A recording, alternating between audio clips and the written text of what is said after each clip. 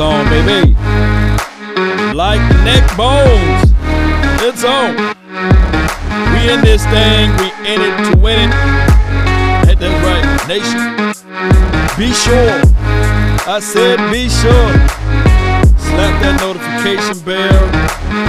Hit that subscribe. Join right in. Let's go. On a Saturday.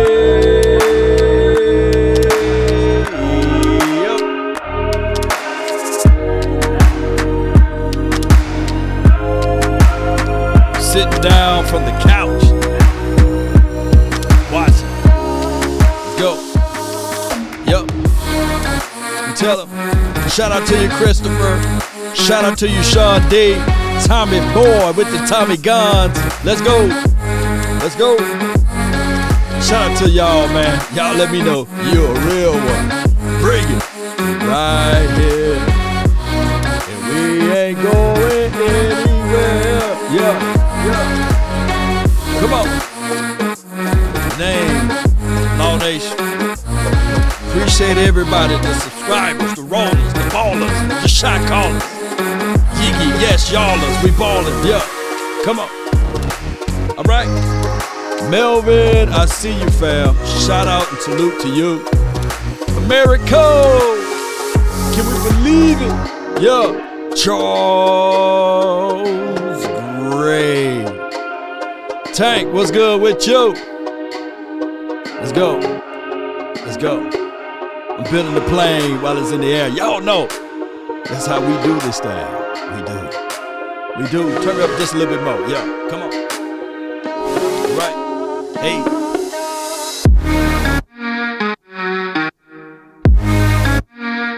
Win, lose, or draw. Y'all listening to a real one. My team can be down by 50. I'm still here. I ain't going nowhere. I don't care if it's rigged or not. I'm here. Bring it. We right here. Come on. I don't care. Me against the world. Me against the world, baby. Shout out to the women hockey team. Jason, Winfro, appreciate you. Me against the world. Come on. Or we against the world. Cowboy Nation against the world. Diamonds and pearls. Come on. Yeah. We ain't going nowhere, baby. We ain't going nowhere. Shout out to you.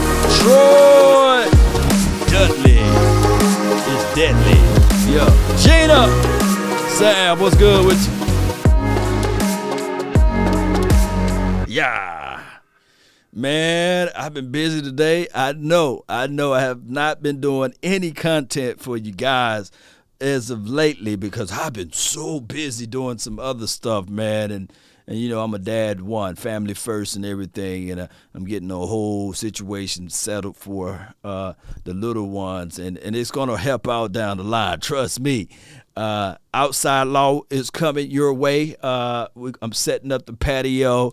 It's going to look nice. Shout out to the snow for coming because it got some good visuals and we created Olaf. If you guys follow, what's the name of that show? Frozen. Yeah, follow Frozen. You know who Olaf is, man. Shout out to all the Olafs out there. So I've been doing that, and on top of that, just been doing my thing as relates to being the family man of the year and father of the year. Sorry, y'all. Y'all all second and third place because I'm the number one dad of the year, baby. I get that award every year. So y'all all second places, by the way. You know, third and fourth and fifth and sixth. Law coming in first place, you know. Shout out to you, Peter. Rizzo, appreciate you. Dwayne and things, appreciate you, man. Ain't no party like a Law Nation party. Yeah. And shout out to everybody that's watching. And shout out to all of the second, third, and fourth, and fifth, and sixth place persons out there. People, I know it, right? Twin Empire. Yeah, dog, you second place, man. You third, man. I know you got a whole empire over there. I thought about reaching out to you to bring you on this show, but I got to get this Cowboys content out about the coaching situation that they've been talking about. Shout out to my brother, man, Twin Empire. Y'all know he's a 49er fan, and I think he just like me. Boy, we get mad when we lose, right? And I'm saying we as it relates to the Cowboys. He get mad when the 49ers lose, which is supposed to be the thing over there, you know. Shout out to you, though. Tyrone Church, what's good with you, man? You know, shout out to everybody who joined the memberships. Appreciate y'all. Y'all been rocking with the nation, good or bad, happy or sad. Loving you, whether, you know, times are good or bad or happy or sad.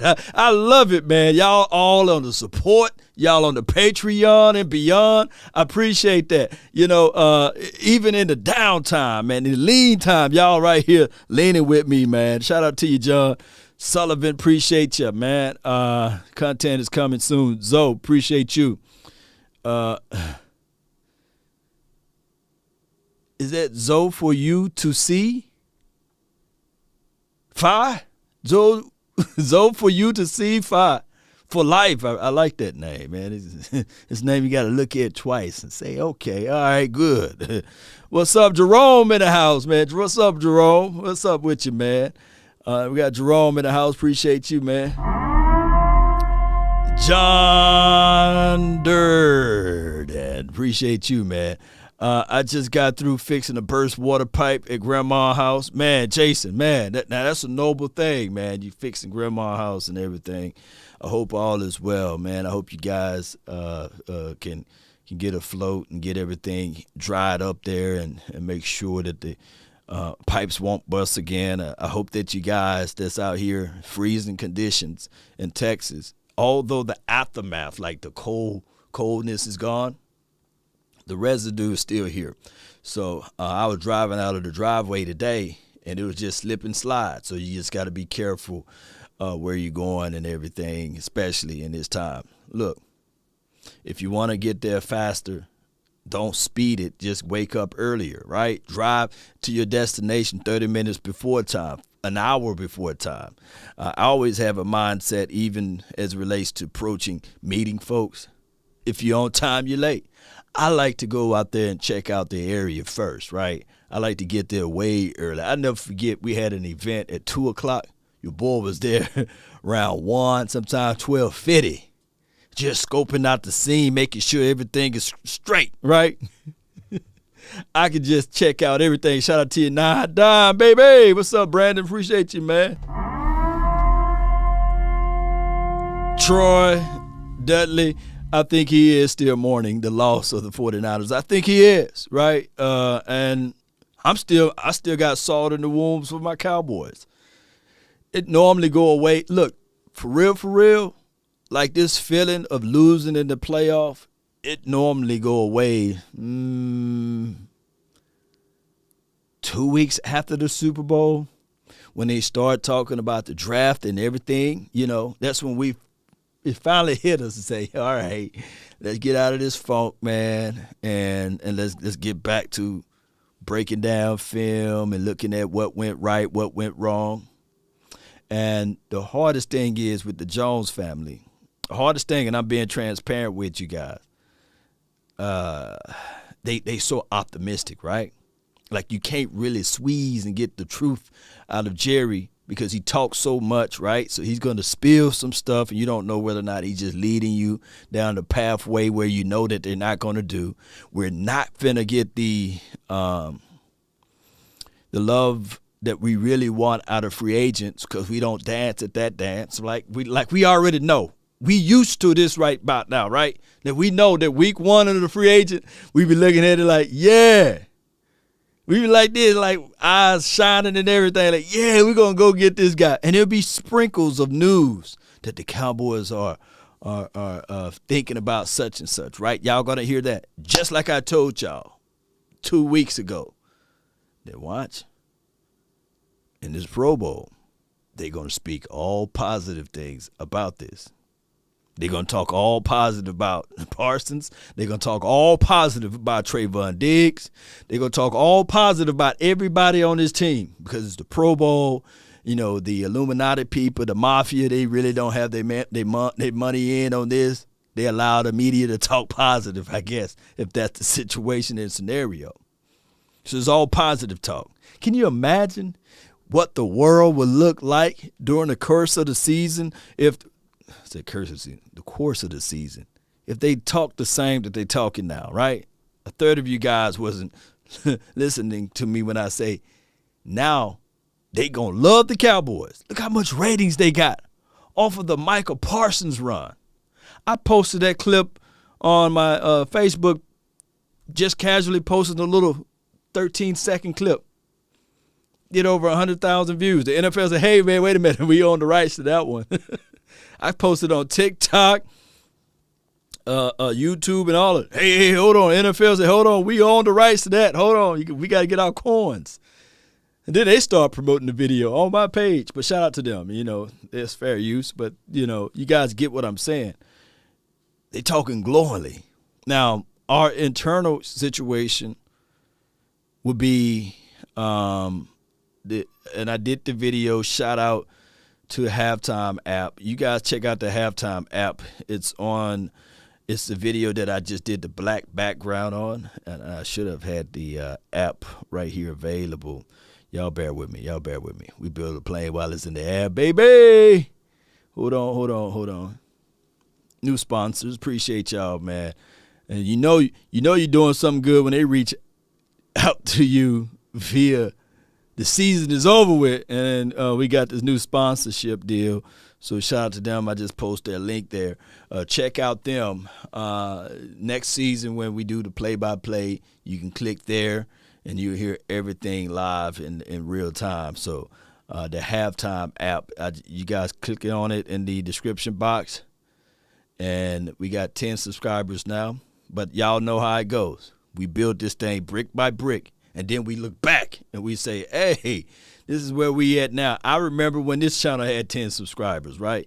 So I appreciate you guys, man, for following me and then joining that app. So the link is in the description box. It will mean the world to me, you know, if you guys can just go there and subscribe and be a follower there. Cowboys should do the Big Three coaching unit. Yeah. Let me go back to this conversation piece. There's a war, a civil war, an inner war between money and players that's hitting the airways now, right? And that's just how it goes, Cowboy Nation. We're going to be going back, forward and forward, up, down, left, right, ABC. Is it AB start? Up, down, left, right, ABC. Up, down, left, right, AB start, right? Is that the code? We're going to be doing that all off season. I said the code wrong, you know.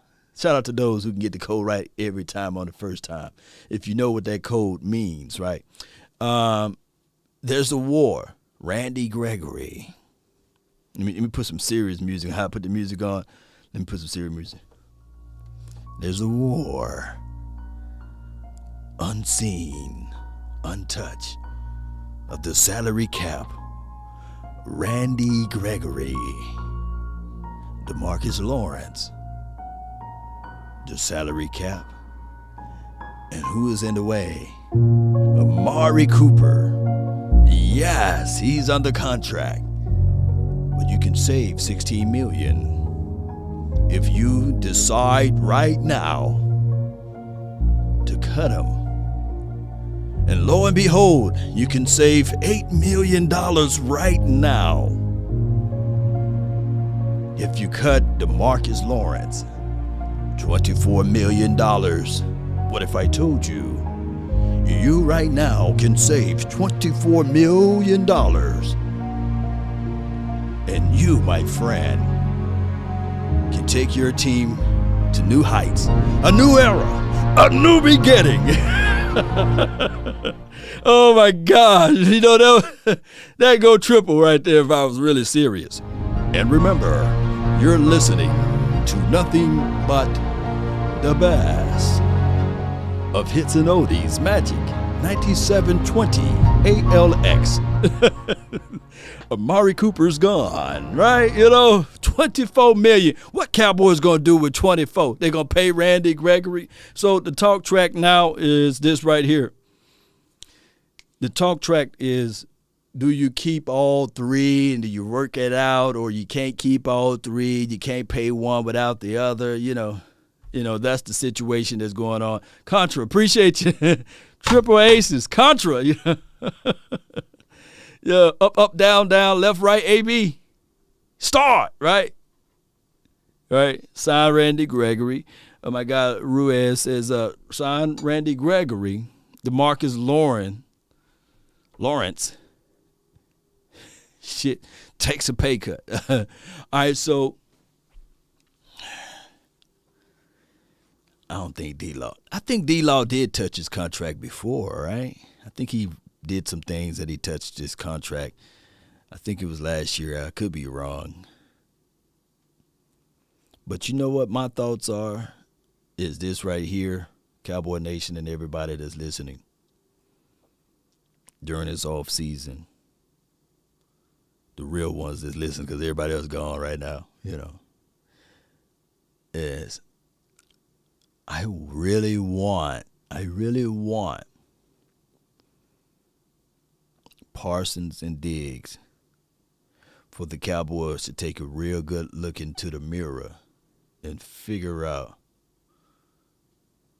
Oh, select start. Oh, my bad. Oh, them KJ, appreciate it. Contra codes up, down, left, right, A, B. Select start, I think. It's select. So I said start. Okay, I forgot to start. But what I want them to select would be for the Cowboys.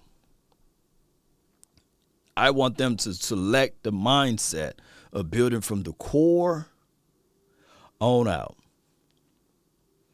Build from the core on out. Select plays. Select this thing the right way, and I believe that the Cowboys can go a long way.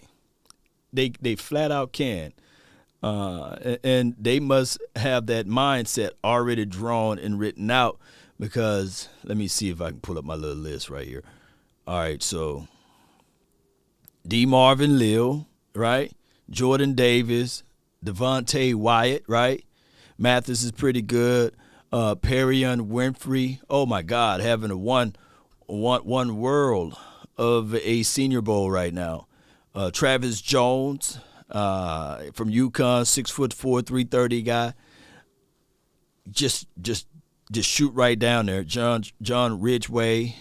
You can build from the interior. Now, when I mention those names, when I say those names, when I lament these type of names out there for the people and everybody that's listening, they are not the sexy names. None of these names are fancy. Like, I like Jermaine Johnson. I like what he can bring to the table. I wouldn't be mad at all. That may be a steal of the draft, right? Jermaine Johnson. Y'all just look him up. I got some private clips of him right now that I can't wait to push out to the masses, you know what I'm saying, to everybody to see. But neither here nor there. The non-sexy pick, not the flashy wide receivers like a Jamison Williams. I like what he bring to the table, but that's flashy, not the edgy guys like Kayvon Thibodeau, those are flash, right? But we talking about nasty big boys, whether it be an interior offensive lineman like a Kenyon Green or a Zion Johnson, he would be nice. Kennard, he be getting his butt whooped by Johnson, and I'm talking about Jermaine Johnson.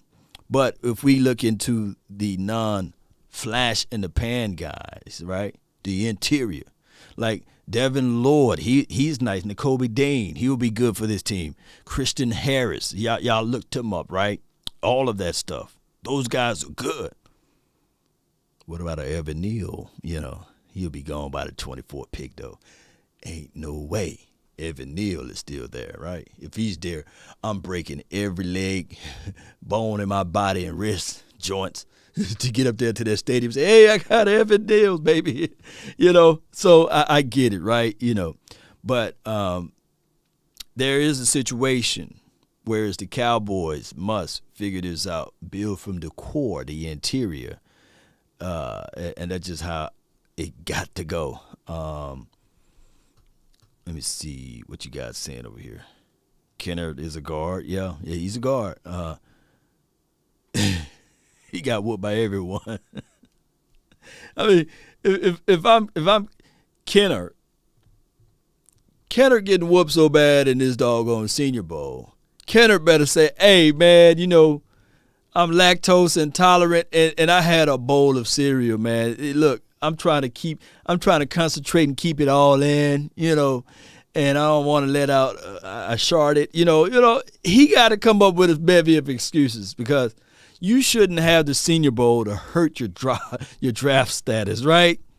But there's a defensive tackle that's 360, 6'7". Yeah, post his name down below. Let me know who that DT is. But just keep in mind, you got to have a plan of action when you do such, right? Just keep in mind when you go big like that. Let me see who you talking about. Who's 6'7", 360? Now I do know that the other guy. Let's see. Jerry Jones must relax and let Coach McCarthy do his thing. He must. Jerry Jones must, because at the end of the day, if Jerry Jones is pretty much, let me see if I can find my clipping right here. I thought instead of Kellen, Jerry Jones, the unsullied situation you guys seen when I posted this many weeks ago, right? Instead of Kellen, that could be Mike McCarthy right there, right? And any news, Cowboy Nation, any news on the Miami job? What's going on? What's taking them so long, right? What's taking Miami so long to come up with whether they're going to go with, what's my guy name? Mike McDaniels, right, for the 49ers, or they're going to go with Kellen Moore? Come on, man. You're taking too long, Miami. I know you guys are under heavy pressure with a lawsuit. But I'm suing y'all if y'all pass up on Kellen Moore. Kellen Moore, man, is a dynamic. Y'all shouldn't pass up on that guy. He's a brother. Y'all don't need to pass up on Kellen Moore, I heard he got a little mix in him somewhere down the line, Don't pass up on him. He's a genius. Don't pass up on the inexperienced guy. Kellen Moore, if you don't get that job, man, you should file a lawsuit, Kellen Moore. Saying that they pass up on me because I don't have 5 or 6 years of experience. Somehow, Kellen Moore need to get that job in Miami, right? Now, who's all in favor? Who's all in favor of Kellen Moore staying? If you put Paul said, "Law is selling Kellen Moore." Man, he's brilliant, man. Kellen Moore, I'm telling you. Miami, man, if you guys want to get back to that spread offense, you got a young quarterback. Come on, Miami. You got Jalen Waddle, Come on. Shout out Blue Blood Cowboy. Appreciate you. Sign Kellen Moore. That Jalen Waddle, baby. Come on, man. That quarterback, man, they could be, boy. Oh, my goodness, man. They always hired a dude from the 49ers. Yeah. It would change the whole concept of what the Dolphins are trying to do. If they try to put butts in seats, if they want to make the offense explosive, they should go with Kellen Moore. I think he would sell more tickets, right? As Modia says, appreciate you, man. One of the mods says, this team is all over the place. No creations or foundations or whatsoever. I believe you, man. Winfrey is good, Chris. Yeah, Winfrey is pretty good. He ain't. What round will y'all think Winfrey go? Before I hit his audio play button, what round do you guys feel that Winfrey should go? And while we speaking of Kellen Moore, I didn't get a chance to listen to this audio, so listen. Not great, Gavin. Oh, what's going on? Not great. No. Well, somebody sent out a stat, and I saw it, and it's going to just make me so sad today. Uh-oh. So sad. Is that a tease for something coming up? In the league, in various Sorry. Team worse. They probably respected and get up the field like he used to, and we can't. He'll be fine. It's Witt. We got Witt. That's all we need. I think Zeke is actually getting the same type of treatment. Yeah. That. All right, I'm reading, man. I had to fast forward a little bit. Can't have all that audio playing in the back. Deshaun Taylor said Winfrey is a second rounder. Late first is from Eric Mack.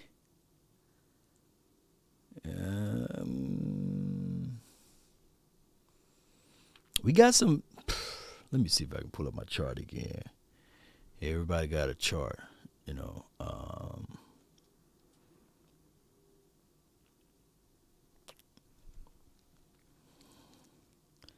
Winfrey, so if he's a first, for the people that's saying that he's a first, you think that he's better than that Texas A&M kid, DeMarvin Leal? You think he get drafted before Jordan Davis, Devontae Wyatt? Look up Devontae Wyatt from Georgia, 6'3", 315.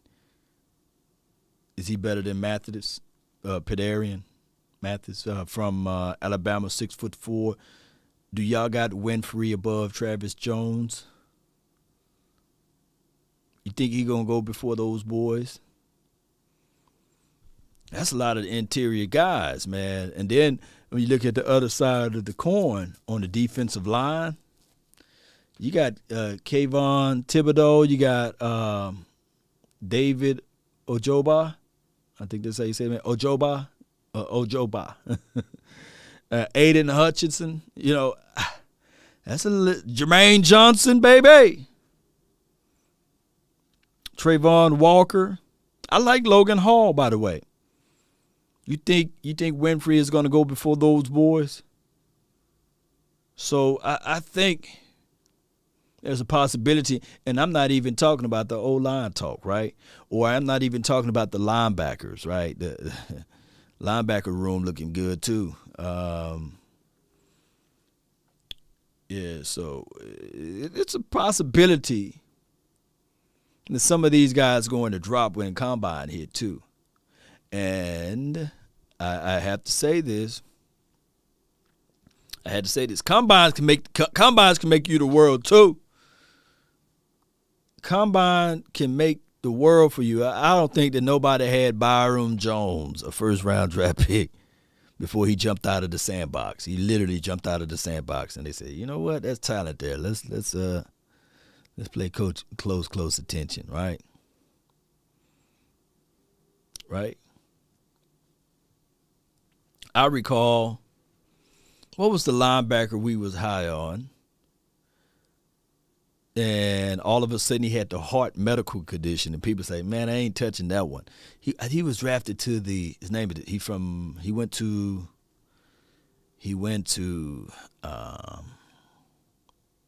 brain tease right now. He's from the Fighting Irish. He went to the Cleveland Browns. JOK. Yeah, JOK. What's his whole name? What's his full name instead of JOK? His name is tip of my tongue. I'm not gonna get off the point until I say it, right? Yeah, the JOK, man. When I did a mock draft one year, when I did the mock draft last year, and I had the Cowboys selecting him. By us trading back, people was like, "Oh, you crazy." Jeremiah, right? Jeremiah, what's his full name? Oh, yeah. My bad. I'm just going to call him JOK. Terrence Short, appreciate you, man. I ain't gonna murder the man's name. But, yeah, JOK. Yeah, Jeremiah. I just wanted the first one then. I can't pronounce it right now. I had to study it. Y'all ain't finna be saying, "Law, man, you butchering that man's name." But when I did the mock draft of us trading back a little bit, to get him, people were like, "Hell no, Law, ain't no way you get him. There ain't no way, But the draft is weird, man. And shout out to Parsons, man. Oh, my gosh. Darius Haywood Bay ran a 4.2. And the Raiders was like, "Yeah, we like Dez, but we're going to go get that speedster." I remember that, Terrence. And I think Darius Haywood Bay was drafted right before Dez. Komora. Koramora. I might have said it wrong. You got me, Bobby. Koramora. I think that's how you say those names. But neither here nor there. The the Senior Bowl is going to spotlight some people, and then the Combine is going to spotlight some people. And we were high last season on the safety that went to the Atlanta Falcons. Can you put his name down in the chat? His name's at the tip of my tongue. What was the first round draft? Well, now he was in the first round, right? I think he was in the second. What was his name? Y'all put his name in the chat. Richie Grant. Yo, D Shiv. Oh my goodness, man. Y'all good, man. Y'all good, man. Yeah, we were high on him, man. We was like, yeah, Cowboys get Richie, and then we would start formulating our thought tracks with what we would do with Diggs or what have you, and it didn't happen. And I believe when we played the Falcons, Grant got burnt. Grant got burnt real bad on a few plays. But it goes to show you that, it's just depending on where you go. We was high on Morich too, yeah.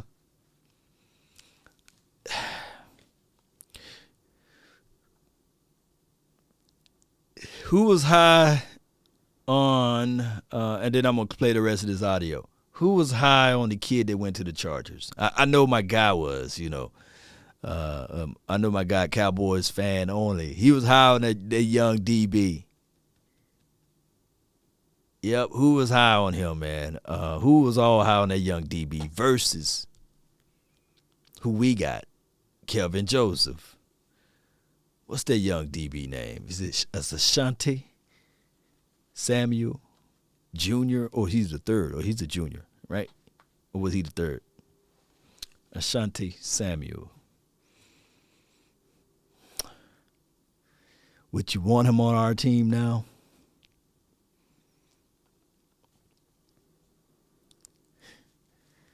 I'm going to reach out, man. Reach a comment, Yeah,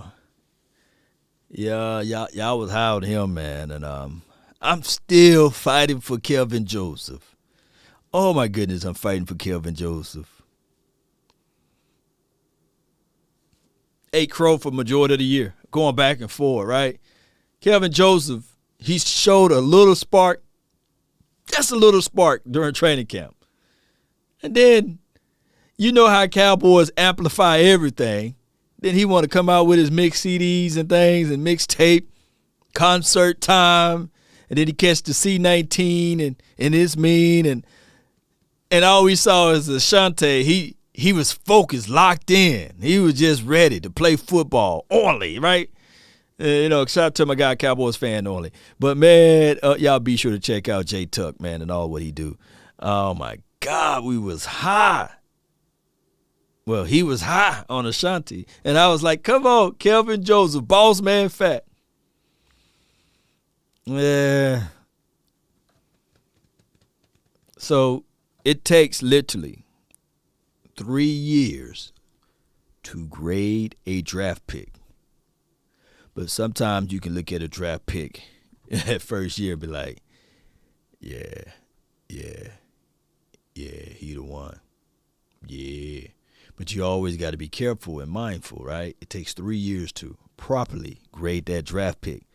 And those are not my words. I believe those are the words of Bill Parcells. Oh, my God. Yeah, Roger. Yeah, McCurry. Chris Graham from Auburn. I got his tape right now that I'm still working on and patching together. And the tapes be long, Cowboy Nation. And one thing I can tell you about the All-22 tape in college, you literally, and what you're supposed to do anyway, you got to watch every clip, and it's eye-burning because if you don't have, like, the steps of the film, and I'll never forget, I was trying to burn through one clip, and I'm evaluating the player, and he changed his number, and that messed me up. I didn't do my homework to see whether or not the player changed his number. And I'm sitting here watching wasteless film, right? Then I had to went back and watch it again. I said, oh, that's why he was playing a different technique, because it wasn't him. So college film is eye-burning, right? So you got to go by feel, and then you got to equate to, like, is he coming off of an injury? Is it a new coaching philosophy? You got to look into all of the details with college film. You just can't look at college film and say, yeah, I study it. No, but you got to study it with the mindset. What happened during the course of that week? Was he injured? Was he not? You know, what scheme? Is the new system? Is the new coach? Did they change out things like that? Did they do wholesale change?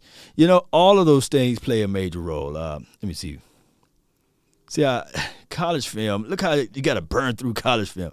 This is, I believe, this is how I watch college film. Look how long it is. I have to chop this up, curate it, and break it down. Look for line, play for play on this one. And I don't even know which one this one is. I just threw this one inside. Okay, this is Georgia, I believe, versus Florida. The Florida Gators. Look at 17, there's Nakobe Dean. You know, you get washed out right here. You get the stiff feet. Yeah. So it's difficult when you look at college tape. Yeah, it's Georgia versus Florida. So let me get rid of this one. Watch one more play. Drops back, scans, throws underneath. So college film is eye-burning, man. You know, I wish I had a staff that I could say, hey, chop me up all in the Kobe Dean, right? Chop me up all of Floyd's tape, you know. Chop me up, you know, Evan Neal's tape. I don't have that. I don't have that. You got to burn through it all, watch it all, and then you got to be mindful of that the system that they play. Was it their first, second, third, or fourth time, right, for your mind? And you got to get it out of there. You got to. And the difference between, and let me say this before I rock with this one. I think I got another one right here. Oh, this is LSU tape. Oh my God. They didn't even, I think this is the right one. They didn't even try to throw it. This is a labor of love, basically. Labor of love. Labor of love. So when people say, hey man, you know, and I'm thinking this one right here. Let me see what I got here. Penn versus Auburn. I think this is Penn offense, right? I think this is offense, yeah. Auburn's offense, yeah. So, oh my God, so many things you got to pull up when you're looking at this film. FBI, open up. FBI, open up. Yeah, that's exactly what the kids be in. Oh my gosh, man. Card catalog of 4 tapes, you know, got it all in here. But neither here nor there. It'll be one of these good days, you know, I'm going to do a marathon show, and I'm going to show you guys from birth to death of a film, of what it needs, you know, from the cradle to the grave, basically. That's what we call it. From the cradle to the grave of just watching film. From the cradle to the grave. Shout out to you, Keem. Appreciate you for jumping in. Man, this guy came in in good shape. He got nicked up.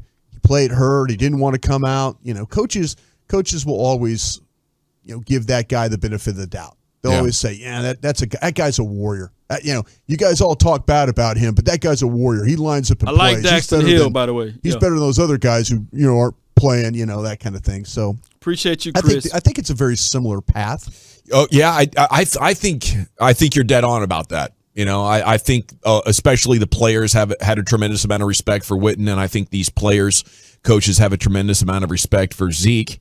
And I don't know. Cradle to the Grave. I think who played in that movie? DMX played in that movie. Real good one too. Real good one. Cradle to the Grave. I think that's a real good one. Real good movie. But Cradle to the Grave. That's how we rock with the Cowboys. But we rock with the Cowboys from the womb to the grave, right? The fact that multiple coaches think they need more Pollard, but you can't get it, I think is devastating, because it shows you like the communication isn't flowing well enough, that the best ideas don't get thrown in the hopper and executed.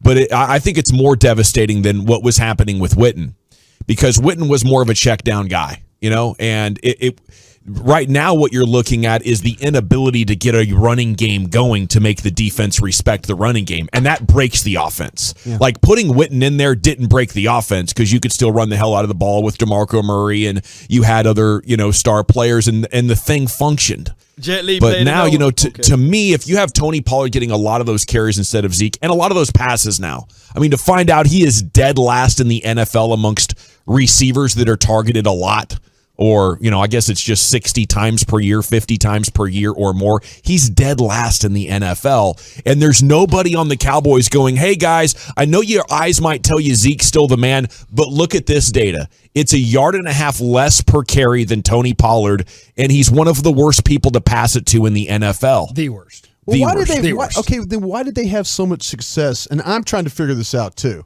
Why was it that the combination of Pollard and Zeke was good for about 150, 160 yards a game? Oh, that's a good question by Brian Broadus.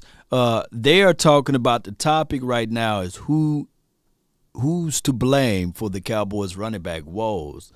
I like Ezekiel Elliott. I hate the limitations that he got now based upon the PCL tear, and we trying to evaluate that, and we lump it all into his overall skill set, which is crass for us to do because it paints the narrative that he's washed, right? And that's not the case nor the scenario. The problem is when you have I'm going to be real with y'all, man. Sheesh. I'm going to be real with y'all, man. When you have a player with his chest out and saying, I'm doing it for the pain. I'm doing it for the pain. I'm stuck in this game. Holler my name. We all gonna die. We bleed through similar veins. How can you panic? You heard the gun blast. It's on the roof. I'm doing it for the pain in the game, baby. They're going triple platinum right now, baby. But when you're doing it for the game and you're doing it for the pain, people will evaluate you as if the pain didn't exist because you're out there in the field. People are looking at you saying that, hey, at the end of the day, you're getting paid $90 million, right? It is what it is. Everyone have a reason, but results are what matter. And though there are no awards for it, people are going to evaluate you on only your success and your lack of. And for Ezekiel getting the Hard Man Award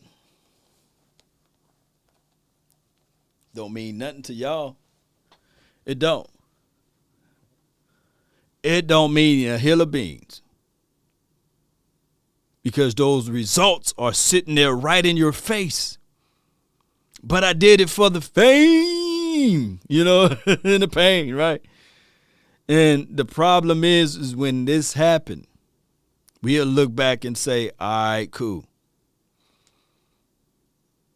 But look at such and such. Look what they doing over there in the other teams and other fields of teams when they catches the ball, Look at that fifth string running back. He's running better than Ezekiel Elliott. Look at Elijah Mitchell. Look what he's doing over there in 49ers land. He was a 6th-round draft pick. Elijah Mitchell wasn't doing all of that on a PCL tear. So now you're not comparing apples to apples, right? So the coaching tree or the coaching the guy that's in the room, I think it's Skip Pete, there's no way that he didn't know that Ezekiel Elliott had a PCL tear. Right? No way. He didn't know, right? So he had to know that, man, my main running back got a PCL tear. Right? My main man. And you marched him out there week in and week out. And from our perspectives, from our mindset, we didn't have PCL tear in our mind. We were just looking at Ezekiel Elliott. Me, I can't bash the man. Shout out to him, shout out to Mama Elliott and everybody, I'm not finna sit there and say, hey, Zeke, trash. I can't do that, man. I love this team. I ain't calling none of our players trash now. But we can say, hey. Man, dang, man. Tony Pollard would have been there, man. That would have been a first down, We can't say that, right? I know y'all can say, hey, man, Zeke trash. I'm not saying he trash, Mama Elliott. Don't come after me. We love Ezekiel Elliott. But we didn't know that he had a PCL tear. So we looking at it, yeah, he get the Tough Man Award, which is cool. Show of hands, who care about that award right here? Nobody care about that award. But if it was a Lombardi trophy, that's a whole different story, right? But we don't care about this award. We got plenty of those tough guy awards. So, and there's your award right there. There's your reward right there for getting it. It goes all the way biblically. You see the people praying in the street saying, yeah, I believe in the Lord, the Savior. Yes, I'm believing the Lord, the Savior. They're praying everything in the street. They're showing everybody that they saint, holified, blessed with the water, and everything else with the oil. They can throw so much oil on you, they be like a greasy BB, so slippery you can't grab them, right? But that's their reward. That's their reward right there. We ain't looking for those show me rewards, right? Or awards, I meant to say. We looking for some hardware that everybody can say, all right, this is a team.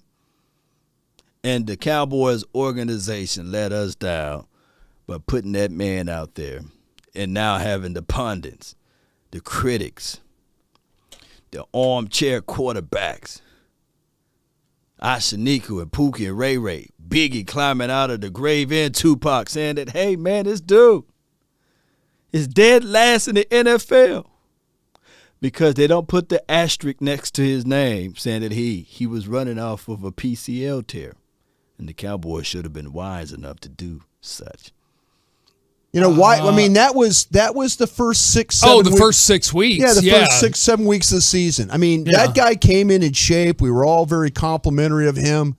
They were running the ball. I mean, we weren't complaining about this team not running the football. We were actually saying, man, it's great. They look great. They're doing a great job. I love them running the ball if they're running it really well. But see, that's what I'm saying. I mean, why did it work and then it stopped working? Yeah, well, I mean, again, is that on Zeke? Is that on Pollard? Who is that on? It's on the O-line and the coaches. That's what I'm saying. Yeah, as a guy who never gives running backs credit, they don't deserve much blame either, because if you can block, they can run. Yeah, I mean, this football team offensively was doing everything in its power to make Dak Prescott the absolute best quarterback he could be. Yeah. They got him 150 yards rushing. That's 150 yards less than Dak had to come up with every week. Mm-hmm. Yeah. So to me, I understand the eye test. I get it. But I also look at the eye test and say, well, did he have holes? Did he have lanes? I mean, there were times when Pollard even struggled with this thing. So I don't know if it's unfair to kick Zeke in the junk like we are, because overall Pollard didn't have success running the ball either. What I would grant you is, I mean, if you want to be technical, Pollard was 5.5 a carry. Over the course of the season, Pollard ran the hell out of the ball. But they had 160 yards rushing a game, basically. Yeah. The two of them. Over the course of the season, it would tell you that Pollard ran the hell out of the ball. Until the Denver Broncos wasn't able to sustain what they did early. Sure. But, and that's the hard part, is I think that Zeke is incredibly popular, so kicking him in the junk over and over again on the radio is probably not good for business. And it's not Zeke's fault. That's what I'm saying. It's not Zeke's fault that his agent got him an incredible contract. It's not Zeke's fault he got drafted in the top 5. Absolutely. And it's not Zeke's fault that Tony Pollard's better at football than him today. Absolutely. None of those things are Zeke's fault. And I think that wait a minute. You going on? Oh, Kevin, now you kicked him right in the crawl again. Now, come on. Hey, now there goes to show you guys once again, it's not Ezekiel Elliott's fault. for the way the contract is written, it's not Ezekiel Elliott's fault.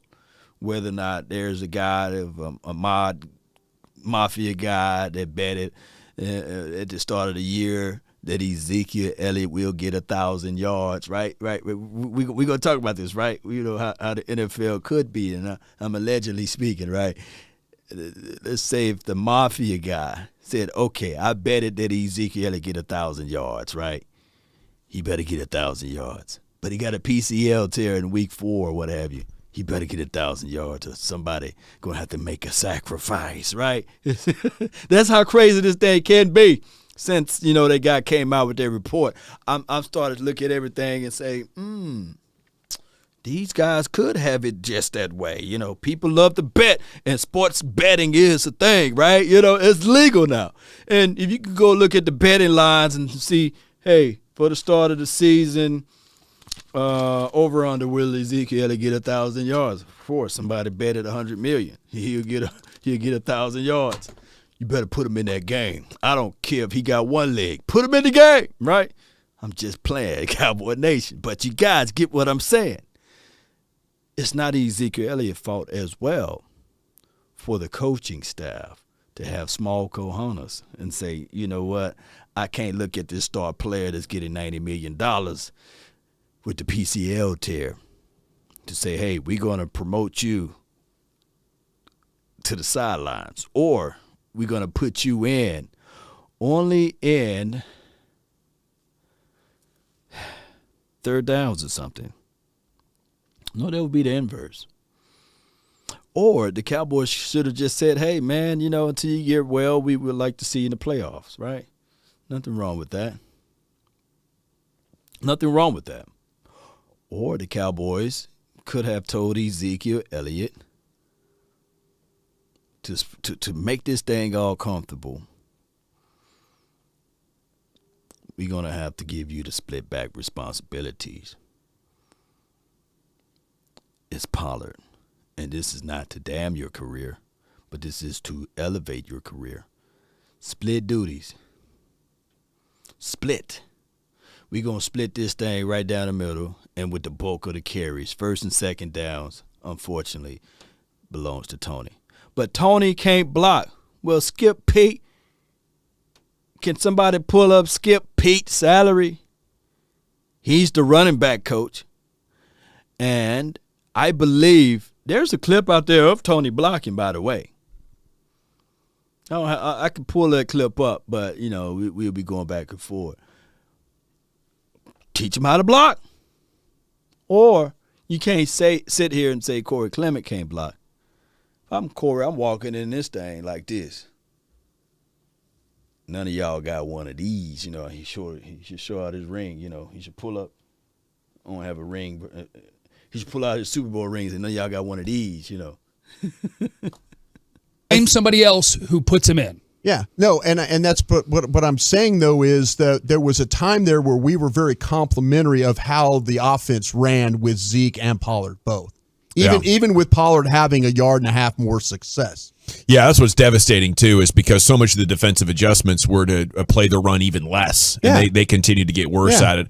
I think something happened with the offensive line, and that's why we're pointing at the offensive line. Somebody says, Jason, appreciate you. Jenkins says, what if they got Brian Flores as the OC? His background is primarily on defense, I believe, and that would be a terrible decision for the Cowboys to go use this as a political punt to pick up Brian Flores as the offensive coordinator. I could be wrong. Maybe he do know how to call some offensive plays.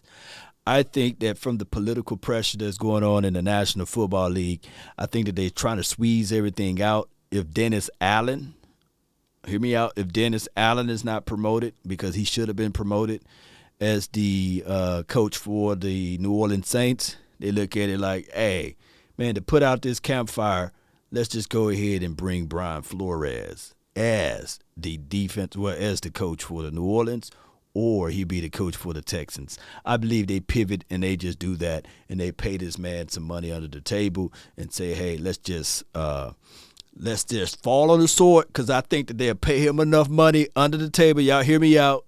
They pay him enough money under the table, and he withdraw his comments about what happened with the Giants. He withdraw his comments of what happened with the Dolphins. He sweep it under the rug. It's just a mishap, and then everything all will be well. And then he'll be in the league for another 2-3 years, and then he's out. That's how I look at it. That could be the situation from my perspective of what they're going to do with it. It's a lot of billionaires in this thing. Cole Cowboys says, with Anthony Land being hired to be an assistant head coach for the 49ers after McDaniel's interview, it's not looking good for Kellen to get hired. Dang, I forgot about that one. And if he's the assistant head coach, I think Kyle Shanahan calls the plays anyway. You rolled to something, Cole. Appreciate you, man. Appreciate you, man. You on it. You on it.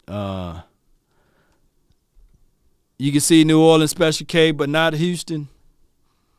Yeah. But Houston trying to put out a lot of fire right now. They're trying to, it's still there, you know. Where my fire key at, man? Fire key.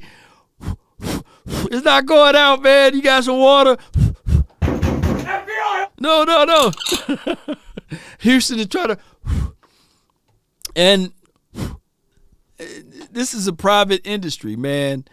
I don't care about y'all, man. It's private, man. None of these, look, if I'm an owner of a team, I make billions of dollars, man, and over 70% of my team is black anyway. I'm sitting here like, man, none of y'all came to help me raise this money. I hire who I like and who I want. That's if one of the owners just say that, and I know it's kind of sound punitive to say that, but you got to say this. Look, this is my team. I'm paying money to get here. I'm going to be comfortable with hiring the people that I want, and it has nothing to do with the skin or the complexion of their color, what have you. You know, I hire who I want. Y'all can fight me later in the parking lot, but this is my team. Well, won't you come up with $1 billion and won't you hire someone? You know, that's how that should be their thought track. But they told the line of saying, "No, man, we did our thing. You know, we know what they're doing. Come on." Abolish the Rooney Rule, abolish the affirmative action and all of that crap. Just throw it out. Throw it away. Ball it up, throw it away. Hire who you want. Just win, baby. That's what they need to be looking at. But I get it. Some people are sensitive about it, you know. But it is what it is. I would rather, look, I kid you not, man, I would rather hire who I want versus being uncomfortable, man. You know, I do it all the time. Look, we used nannycare.com to get the nanny over here to watch the kids. You think I'm hiring who I want, who I can feel comfortable with my kids. I look at everything from A to Z, and I make my decision, and it's final with me. Ain't nobody finna pressure me and say, nah, Lord. You know, just because, you know, I'm just going to use my 600 pound, just because she's 605, man, you know, you can't overlook her, man. Shoot, you know, she's good with the kids.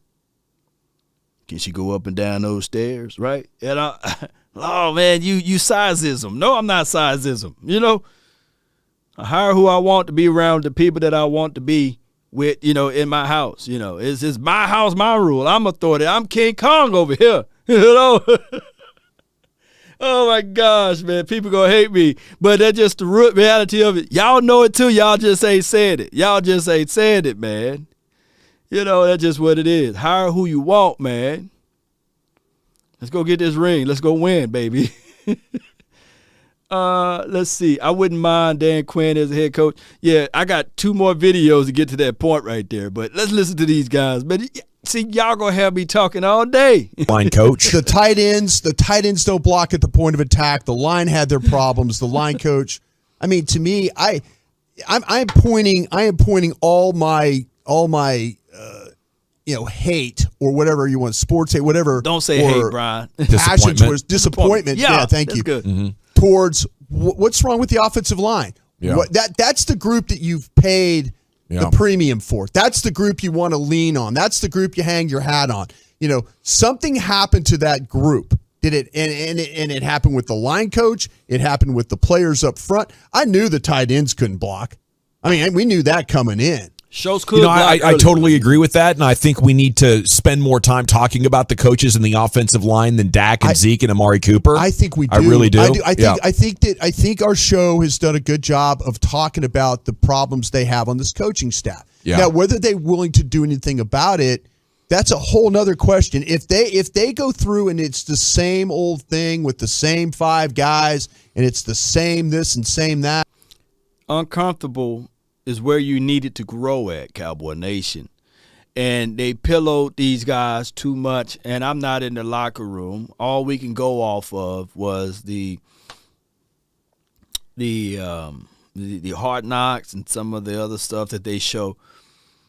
But pillow in their conversation is terrible. It's flat out terrible. It's terrible. And I'm talking about the front 5.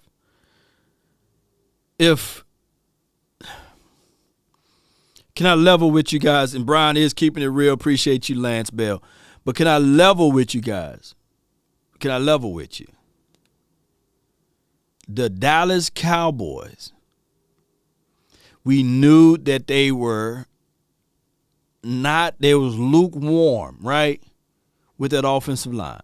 Starting out from training camp with the musical chairs that they started out at training camp. There was no defined moment of saying that this guy won his job. I'm talking about Tyler Biadasz, right?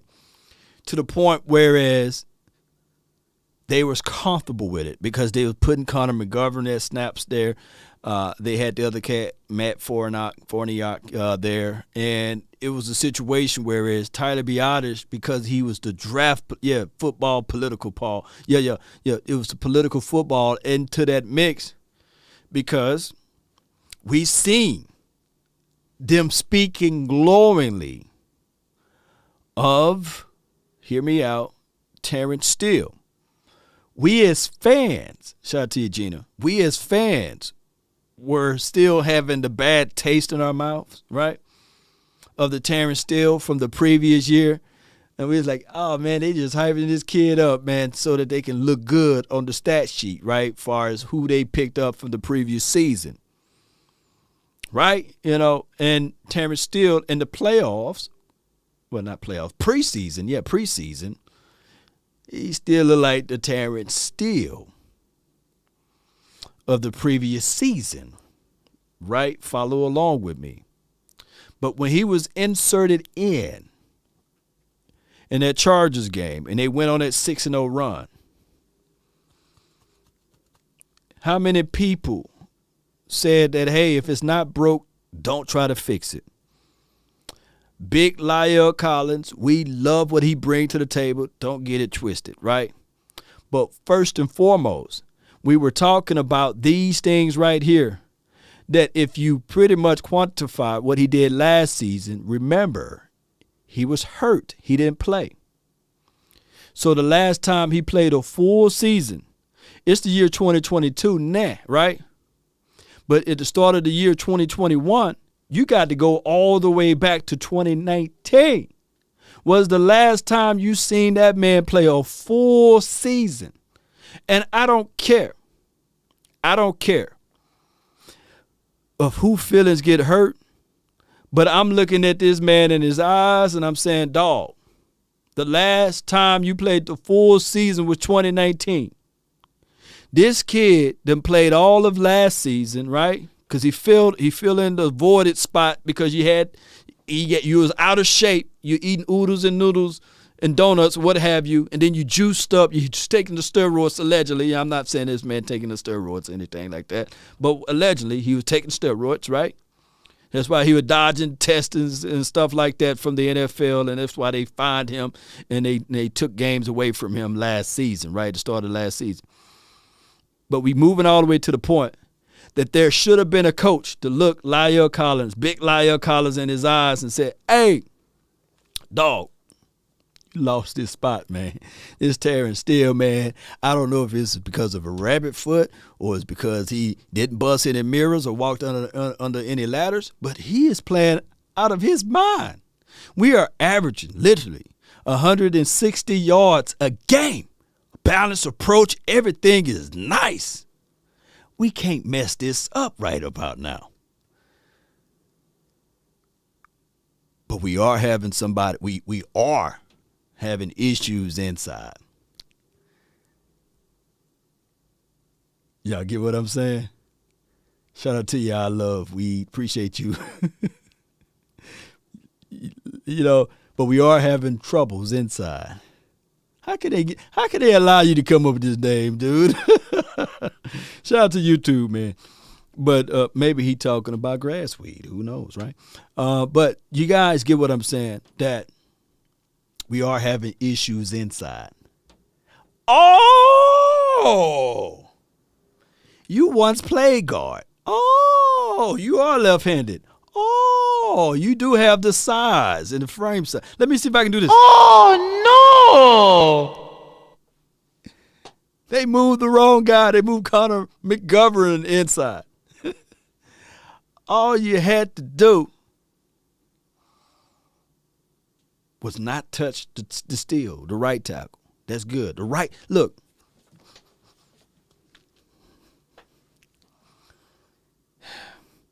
You had a full side that was complete. At least you had one healthy side, which was your right. And we know that Zach Martin was helping out Tyler Biadasz. But you are only as strong as your weakest link. Somebody said lean forward, Jerry. No, he can't tell Jerry lean forward. But I will tell the offensive line coach, lean forward, right, stay right here. Now, go back into the office area and fix it, because we need to have accountability. We need to have coaches with a sets of cojones to say, hey, Big Lyell, man, the last time we seen you was 2019, bro. And we got this guy, we on a 6-game winning spree. Hey, we don't want to mess up this thing. This is fine china right here. We don't want to drop it, so we're going to keep everything nice and neat. Then you get whatever fate you deserve. Oh yeah, it'll be the same ending. Yeah. It'll be the same ending, and it'll be pretty pathetic, I think.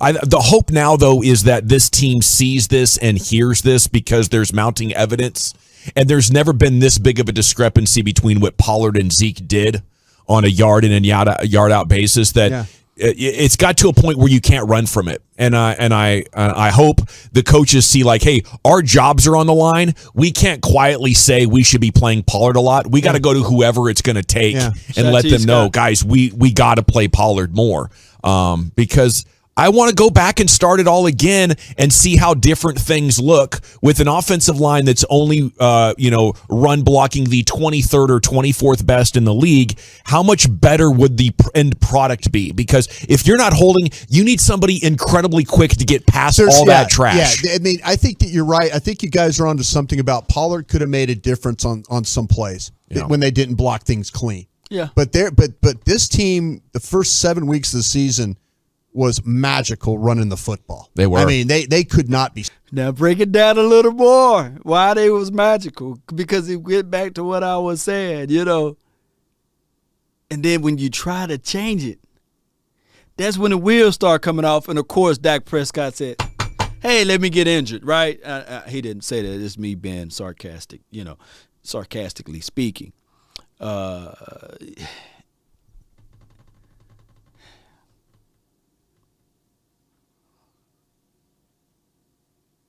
Let me use this as an example.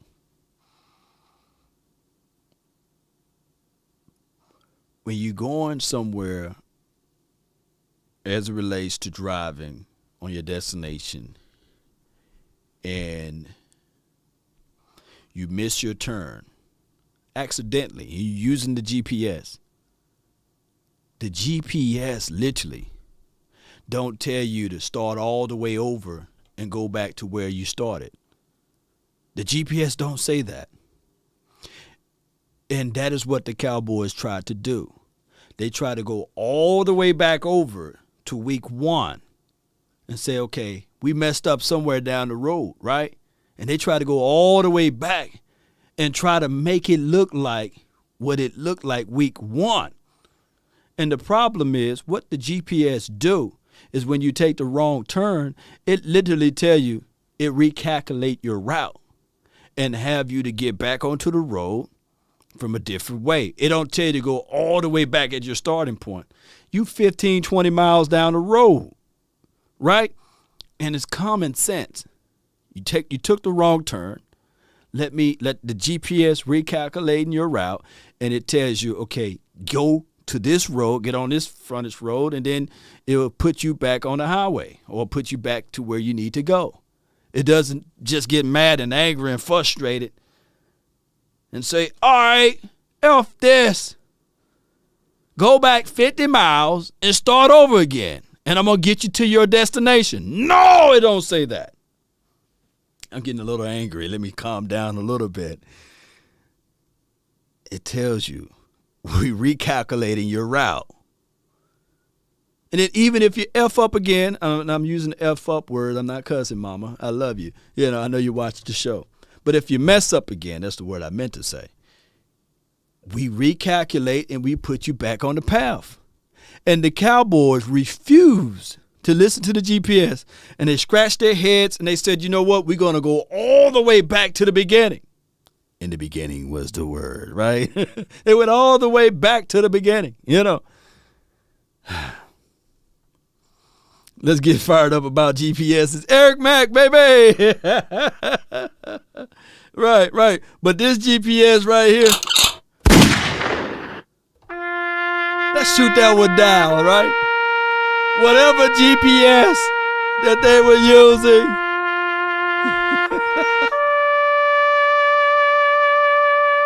He stopped running the ball.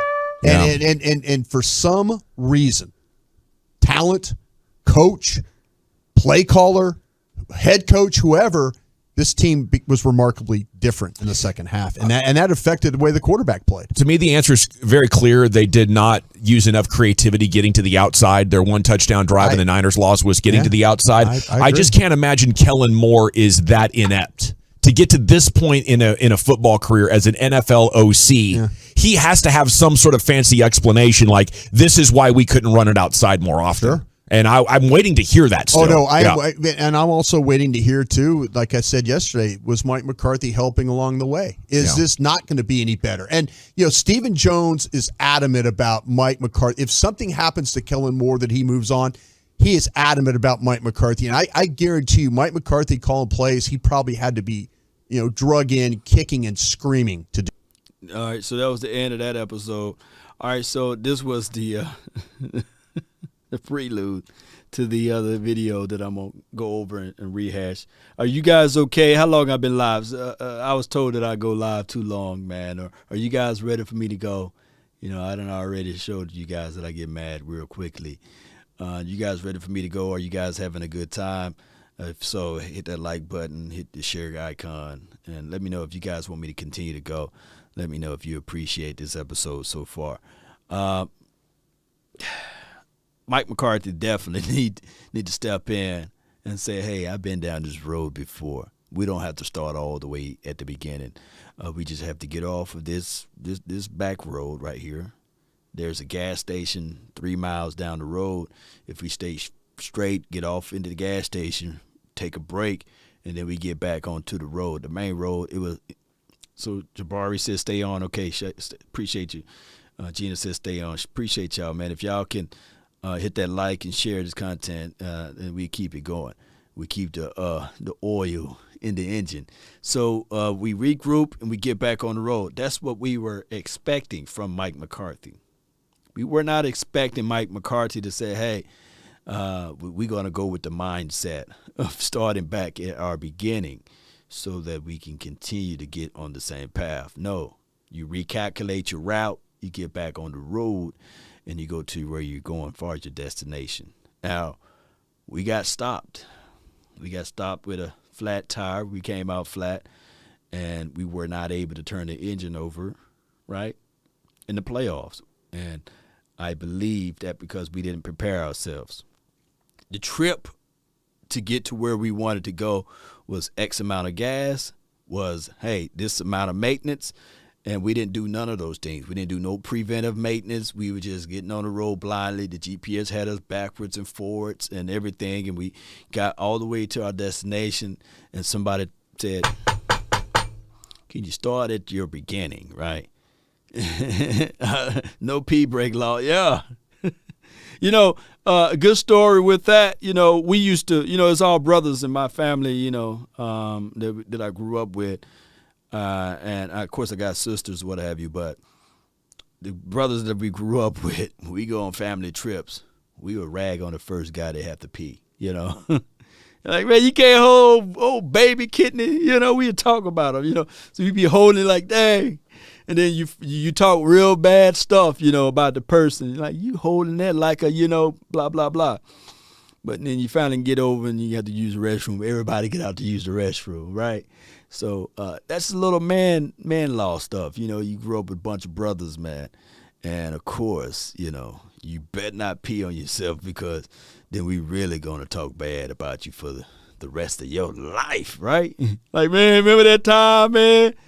You was in the 6th grade, dog. You couldn't hold your wee-wee. You pee-peed, dog. You pee-peed on yourself. You pee-peed on yourself. Hey, you pee-peed on yourself. You pee-peed on yourself. Triple platinum. You pee-peed on yourself. We'll be still talking about you. Oh, Peabody neck. You know what I'm saying? You can't hold. You hit a bump. We 3 miles down the road and you got to already pay. That's how guys. That's how we talked about each other. Oh my goodness, man. Oh my goodness, man.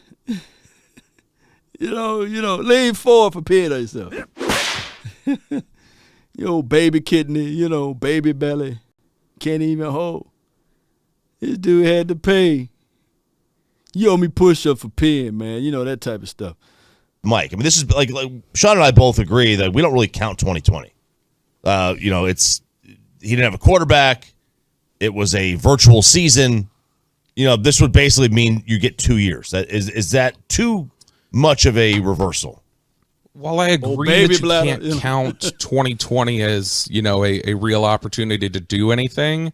I think that they definitely were able to learn things about Mike McCarthy and how he was going to handle things. And so even though it probably shouldn't count as a real opportunity, it definitely informs their view of him. What do you think the they way learned? he handled. I think that they learned that, there was a lot of those issues with the buddy system and the people that he hired, Mike Nolan in particular. I think they felt like he was a little too hands-off when it hit the fan. And so I think that they definitely learned some things about how he responds to crisis and things like that. I think they learned some things that they liked.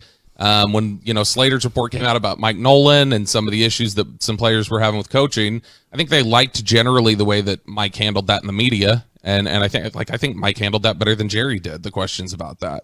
And so, he said, these are the things that happen when you lose. You got to expect it. So I think that there were some things they did learn that they liked, but I also think that they didn't totally love the way that he responded to the issues that popped up.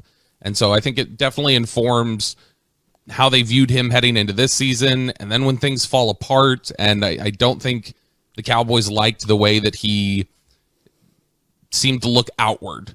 For a guy that got a job again for talking about how much internal reflection he did, I don't think they liked that when the season ended, he was looking outward at what officiating did and things like that. But, he sounded like a guy who knows that his job is on the line. He, talking about trying to convince everybody, I know how to win in this league. I know how to win in the playoffs. I know how to win a Super Bowl. So I think he knows it's a possibility and that he's, fighting for his job. But I think time's so short for Jerry that he doesn't have time to mess around here. And so I think that's why he ultimately moved on from Jason Garrett, despite how tough that was. And I think that's why he's not going to let Mike McCarthy sit here and spin around for the entire 5 years of that contract. Bobby Belt. All right, so that's Bobby Belt, the Cowboys insider. Shout out to him. And this is Sean and RJ from 105.3 The Fan. Shout out to those boys doing a wonderful job over there. No, Kellen Moore is still here. Just Blaze. Yeah, he's still here. My thing is, we don't like when people use, like, I know what I'm doing, but when it was happening, you didn't know what you were doing, but you used, like, the things that you did in the past to qualify what you're doing. I don't like that. As it relates to a head coach, we're looking for somebody that's proactive versus retroactive. We're looking for somebody that already got their preventive maintenance done, right? We don't look for the guy to say, hey, I know how to win. I've been to the Super Bowl before. I won multiple playoff games before. Well, dog it, you definitely didn't know how to step in and to help solve this issue with the offensive line rotating, right? You definitely did not know how to utilize your time management and your clock right? And on top of that, we had an issue, major issue with penalties. Those are freebies, right? You're giving yards away. And I get it. The Cowboys are scrutinized and heavily penalized due to the the restrictions from the four-letter network that they like to point out and things like that, and then because of the aficionados, I get it. But we can't live in the land of saying, hey, just because. You got to overcome all of that stuff, right? I tell people all the time, and if you could risk all of your winnings and risk it on one turn of pitching toss to lose and start it again at your beginnings and never breathe one word of your loss, that's manhood. Never breathe one word of your loss. I can't tell y'all how many times I've been rejected before I got this positioning, right? I can't tell you how many times I fell, right? But I can tell you that it built me. It built me better for this situation. I like what Venom said to Batman. He said, you merely adopted the darkness. You see, I was born in it, That's what Venom said. I was born in it, right? He said, hey, I lived in this stuff, man. You adopted the darkness. I wish I could sound like him right now. But he said he was born in it. He beat the bejesus out of Batman. Bane, I meant to say Bane. I'm sorry, I said Venom. Bane, yeah, Bane beat the bejesus out of Batman. Oh, my gosh. Bane says, appreciate you for coming off the Clutches, Dre, Matt, and Patrick Thompson. Appreciate you, man. Yeah, I had the Venom, Bane, Bang, Batman thing, But instead of not a gang. You're right. That was Bane. Yeah, you said you merely adopted the darkness. You see, I was born in it. He said, I'll break his back. He broke it all in pieces. So, Mike McCarthy need to be born. Oh my God, man. Y'all ain't gonna let me go, Joshua. Joshua said, Bane, laugh out loud. You use Venom though. My bad. Y'all charge it to my head, not my heart. I was molded in it. Yeah, see, I'm making my own words up. You merely adopted the dark. You know what I'm saying? Appreciate it. Who got the official transcript so I can read it? Oh my gosh, man. Y'all ain't gonna let Law, you supposed to know that one now, man. Come on, man. We get it, all of the other things you be quoting. But man, you gotta know this one now. Say the line, baby. Say that line right. Oh my gosh, man. Cowboys Insider here on 105.3 The Fan. Oh, it's the same actor? Dre, I didn't know that. Look. Yeah. Dre, I didn't even know that. I didn't know that. Y'all want me to, since I didn't know that, shame on me. Shame. Oh. Shame. Shame.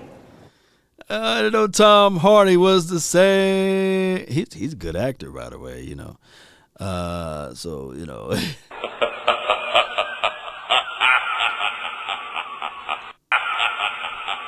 Oh, he said, nah, Law, in the comics, Bane uses the drug called Venom. Joshua, man, I didn't know that either. I'm learning something every day, man. Shame. Shame. Do you think that Jerry Jones reached out to Sean Payton this week? I'm sure that there has been behind the scenes communications or, hey, I talked to this guy and I made sure that guy then talked to Sean Payton or something like that. I don't know that there was anything direct. Yeah. Now they don't really have to worry a ton, I don't think. I mean, technically, even though he is still, under Saints control, I think with him retired, I don't think they have the same sort of issues with tampering or anything else if they communicate that. But, it gives you some plausible deniability. Yeah. If you don't want to, make it be known that you were flirting with another coach while, your head coach is under contract and cause that issue. But I think that, they've definitely got the interest there. I think Jerry has, if this was fully up to Jerry and they didn't have anybody else, Steven or anybody else in the building, I think that was helping to make these determinations, then I think Jerry would have been completely comfortable moving on from Mike after the season. But why isn't it up to Jerry? Man, before he answered that, if it's me, I'm Jerry Wayne Jones. Is he 79 or is he 80 already? I'm 80 years of age, man. I'm 80 years, man. That's 8 decades, man. I'm getting the coach that I want. Look, I want this one right here. And ain't nobody stopping me. And I know he got to he got to at least interview a Tyrone or what have you. I know I get the Rooney Rule or what have you.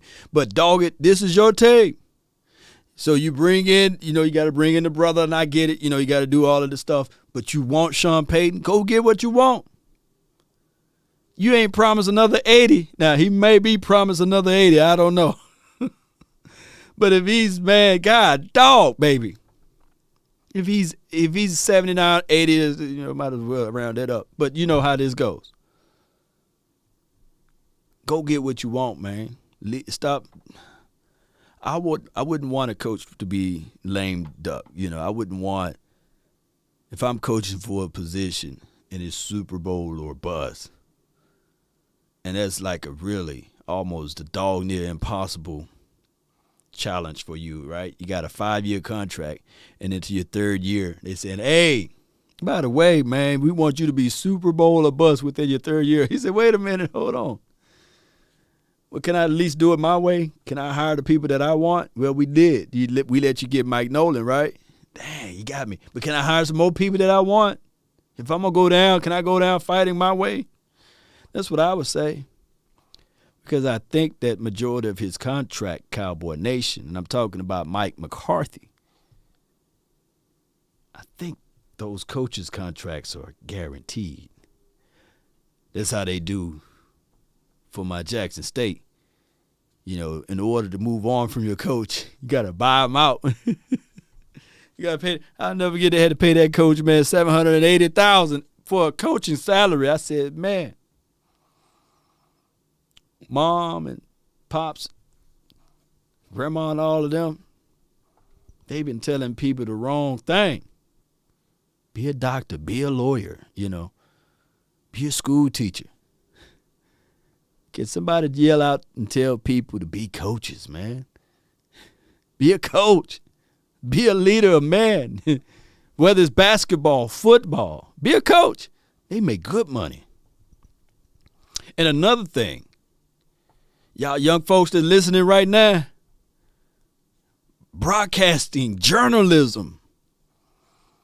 That's a 4-year degree. I think you can get a 2-year degree in specialist. Put on a suit and tie. Dun dun dun, dun dun dun dun dun. Breaking news. Sports report coming to you live out of Dallas. I need to be a broadcasting journalism.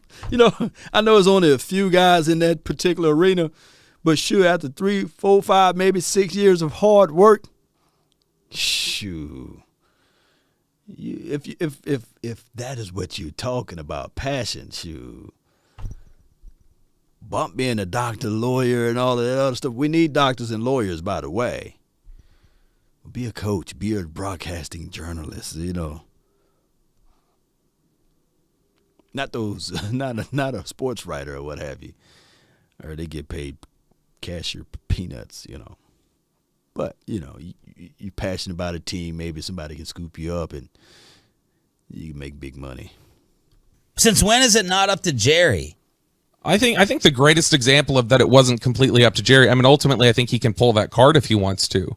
But I think that Jerry's just changed a little bit. I think the ultimate example of that is the fact that, when they released Des Bryant after the 2017 season, where Jerry wanted to keep him and he was outvoted, and he allowed that to be the case. Yeah. He wanted it, he's got this brain trust that he has that helps to make these determinations. So he's just, as years have gone on, he's less likely to just say, I'm going rogue here. Yeah. The way, Brian's always told the story about them picking Quincy Carter, where everybody had kind of said, hey, this isn't a good idea here. And Jerry, literally told the scouts to leave the room so they could pick him. And so it's one of those things story. where I think that, yeah. And that's the thing. I think, he liked Manziel, and he was, he allowed himself to be outvoted on Manziel. I think he, initially kind of allowed the Romo benching to happen with Dak. And so he Look. I'm not being an advocate of Johnny Manziel, but it's hard. It's hard for you to equate and evaluate what Johnny did for the Cleveland. Who he got drafted by the Cleveland Browns, right? And ain't nobody doing good in Cleveland, right? So it's hard to really evaluate and go through the butterfly effect, or Doctor Strange phenom, or going in the past, or the flashpoint of going into the past and saying what life would look like if we had Johnny Manziel juxtaposed to having Zach Martin, right? We still don't have a Super Bowl, so we can't sit here and say, okay, well, Zach Martin, I know he's all pro, first team, blah, blah, blah. We still don't have the hardware, so we can't be continue to going back and saying, hey, that was brilliant that we passed up on Johnny. We don't know. We don't know. The universe probably split open wide, and he could have been a different type of Johnny, right? We don't know. It's crazy how this universe is. I remember go watch The Butterfly Effect. That movie is so surreal, man. You'd think that you changed this and that would happen, or if you go back and watch Flashpoint. It's a good Flashpoint of the Flash series where he goes back into the past. And instead of him, I think somehow he keep his parents alive, and the world has changed. But it's some other villain, right? It's somebody else that would do something weird. Something else would happen in his life. So let's stop saying that Johnny Manziel, was a brilliant idea to move on from. I know it sounds crass at this point, but we haven't won anything. We haven't won anything with or without him. So we can't use that I think it's Flashpoint Paradox or something like that. Good movie, by the way. Flo says, see, I said your name right this time, Flo. Butterfly Effect was one of my favorite movies ever. Yeah. Eric Mack says Johnny would have got us over the hump.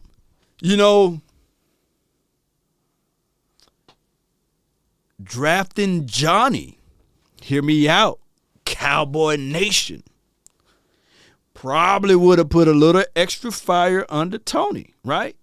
Hear me out. And just maybe we could have got an offensive lineman in the second round or what have you. I'm going to pull up in that draft. What year that was? What year was Zach Martin drafted? We're going to do a little quick homework on the fly. What year was Zach Martin drafted?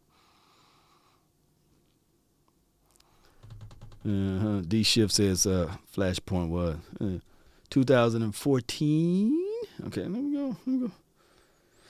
Because I believe Zach Martin got drafted, and he was the guy in practice that hurt Sean Lee that year. See, we finna do this Flashpoint theory, philosophy, and scheme and schematics, right? All right, so 2014 O-line drafted NFL. All right. So What round was Tyler Lewan was drafted? Let me see what round. We're going to do our little investigation here. Let's say Tyler Lewan, who had he's fantastic too, by the way. Let me see. What round was he drafted in? What round? What round? Oh, he's first round, so we gonna X him off. I think Greg Robinson, he was pretty good. Jake Matthews, how did he turn out? I don't know anybody of those statues stick out like Zach Martin. Y'all didn't know offensive line. Who would have been good? You know, Lewan was a first round draft pick out of Michigan. Yeah, Johnny would have been caught drinking lean. Lean with it, Rock. Johnny would have been caught drinking with Johnny. Johnny would have been caught drinking Johnny Walker Blue with Jerry. But we don't know. We don't know. Because how the mafia work, the mafia. See, Johnny may have ties to the mafia since they control the aficionados. See, y'all don't know. And the mafia might have said, we're going to look after our guy, the guy who built Texas A&M, I think the stadium that Johnny built, whatever the name of that stadium. They might have had some money down this way, baby. They might have had some of that oil money together, and they would have been rooting for this team, and the flags would have felt different, you know? Turner was good. See, y'all ain't looking at the bigger picture, the flashpoint. You got to look at everything, the cause and effect type of situation, right? See, y'all y'all should never said the NFL is rigged, because now I'm looking at all of the riggery points that you can get by getting somebody who's rich, wealthy, who got a bevy of money that can change some influences of people as relates to the aficionados, that as relates to other things that's going on. College Station, right? You know, Johnny's not in the family because he'd have messed over some things. He probably would have been in the family if he'd have stayed in Dallas, right? Yeah, no. He had that old oil money, yeah. You know, y'all got to look into that.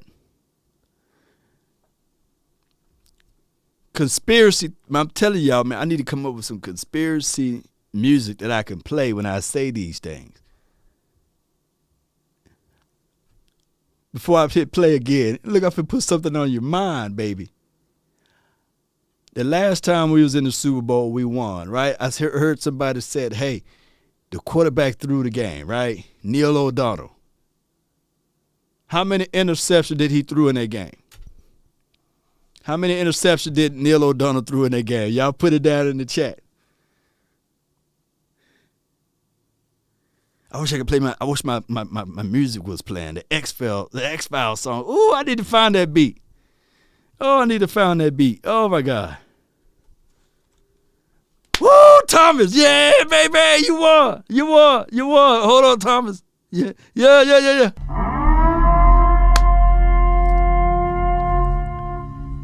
And since then, how many Super Bowls they got since Neil O'Donnell threw those 2 interceptions? Woo!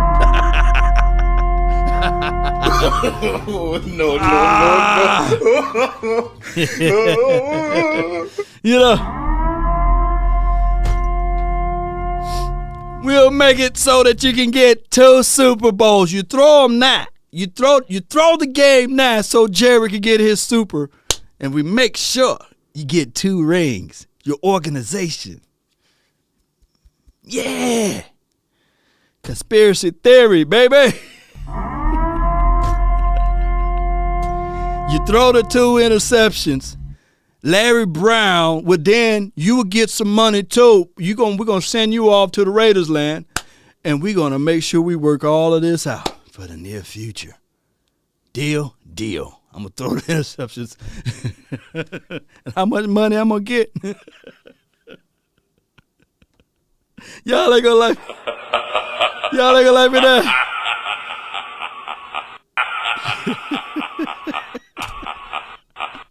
Oh my God, y'all have been Law to turn to conspiracy talk, man. We can't even trust Law no more. They done got a hold to Law. He's, ceded some of that a little bit, or just is more willing to listen to advisors and people in the circle. And so I think that this is another case where he's letting that go on, but he's only willing to do this for one more year. And then next year, he is making the call if it doesn't go the way he wants. And I think he wants Sean Payton here. I think Sean Payton, for all his talk of, I don't think, it'd be this year. I think if that job had come open and they said, Sean, we want you, Sean is coming immediately. And so I think there's want to on both sides. It's just there's, the circle has been able to keep Jerry at bay for one more year. Look, you and Slater, I mean, she kind of not splits her time, but her other NFL Network time is with the Saints. What do you know about Sean Payton? What's this guy really like? I mean, I just know from a media perspective, it's more difficult than covering, Jason was or even covering Mike is. He's got his way that he likes to run things over there, and it'd be a lot tougher to probably get information about what's going on in the building if he were here. Brian has always joked when he was over at DallasCowboys.com like that if they brought Peyton over, like, well, okay, that's the end of my job. Like, I'd get fired immediately. There's no way that he wants people like with our knowledge, talking into microphones. And so, you hear just from talking to folks on the beat over there about how, it's a tight ship that they run. But everyone in your circles, like without hesitation, agrees that he'd be a coaching upgrade over Mike. Yes, I've not heard anybody say they think Mike is. The closest I've heard is some people have said, Mike is a tier below, or. Ooh, Young Wilson, thank you for the donation. They're gonna be my new.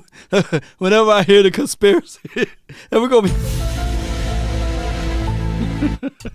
X-Files, please don't come get me, man. I just created that one. It was very quick, so X-Files don't come get me. Law been busy at work. NFL seems to be rigged. Look at how close the Las Vegas odds and spreads, and it's end up being 1 to 2 points different. It's tied to gambling. Just my opinion. Aloha, friend Young.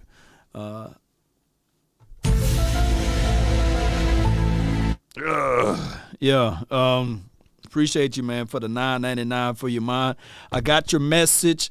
I did click on the info that you sent me. So, Young, let me know if you are now able to use that clothing line there for IG. I believe that's what you're trying to do there. So let me know. But we'll find out, man. There's always an enemy. Always an invisible enemy that we can't see. And I'm not trying to make this conspiracy law, but that's just how it goes. Whether it's the that's why these boys got to be in the locker room sealed tight, right? That's why these boys got to trust each other. And there's always a Trojan horse, right? So as long as we trust all of our guys inside, right, that there's no enemy on the outside that can attack. So these boys going to have to be locked in and focused. And the reason why I'm saying this is because side money, side bet, and everything, it's natural. That's flat out natural. People gonna hit you all the time, man. Hey, I got it. And they always approach you with money. Money always changes everything. Money do. It makes the yin yang twins look good. Get low, to the window, to the wall. But if there was a bunch of broke brothers saying to the window, to the wall, nobody going to be going to the window. They were like, look, man, look at this old broke guy saying to the window, to the wall. But since they got money, we're going to go to the window, to the wall, right? So money changes a lot, man. It just the way it is, man. The way it is.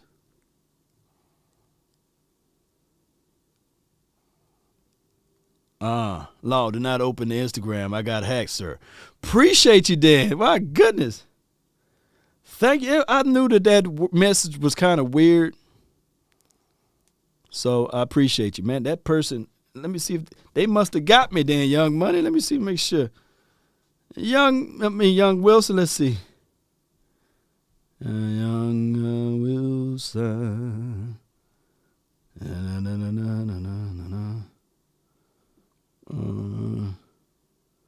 Yeah. It says, thanks, I would text you, send it to your box. Yeah, okay. Let me go ahead and, man, good eyes, young Wilson. And he sound, or she or he, they sound just like you, bro. Let me go here.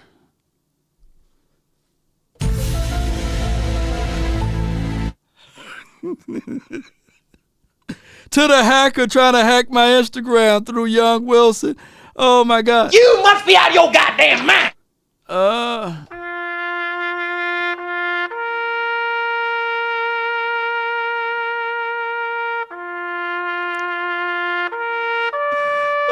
my God. They was this close, bro, because I all right, and he gone now, man. He gone now, man. Oh my God. Yeah. Good. See, this is what this is about, baby. The community, man, is reaching out and letting me know that, hey, there was a hacker, somebody hacked young Wilson. I appreciate you, man. I really, really, really, really, really, really do. It's called Cal Field at College Station. Appreciate you, Jason. Oh, so they got rid of the stadium that Johnny Manziel built. My bad. I apologize. Law, you are the GOAT. Was wondering, do you feel like when the team wins or they lose, the hunger will be competitive? Is that coaching, or is it something else? It's something that has been common lately. All right, so Jay Verse, appreciate you. Look, the people that's watching now, we take losing. And this is a marathon show right about now.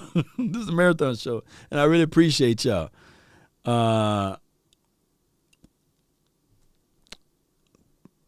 We take losing to the core. We do. We take losing to the core. And I literally watching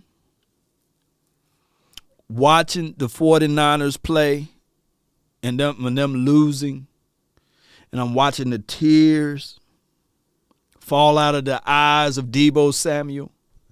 A small part of me wanted to make a meme out of it, but a larger part of me looked at it like, man, this guy really care about the game. He really want to win. And the shallow people will look at it and say, Deebo, he's weak. You know, they'll laugh and poke at him, right? They'll make fun, make memes out of him, what have you say that word, right? But the heart of hearts of people will understand that this guy, rigged or not, this guy want to win. And if I can find guys with passion like that on my football team, because see, people say, a man ain't supposed to cry. Bull sugar.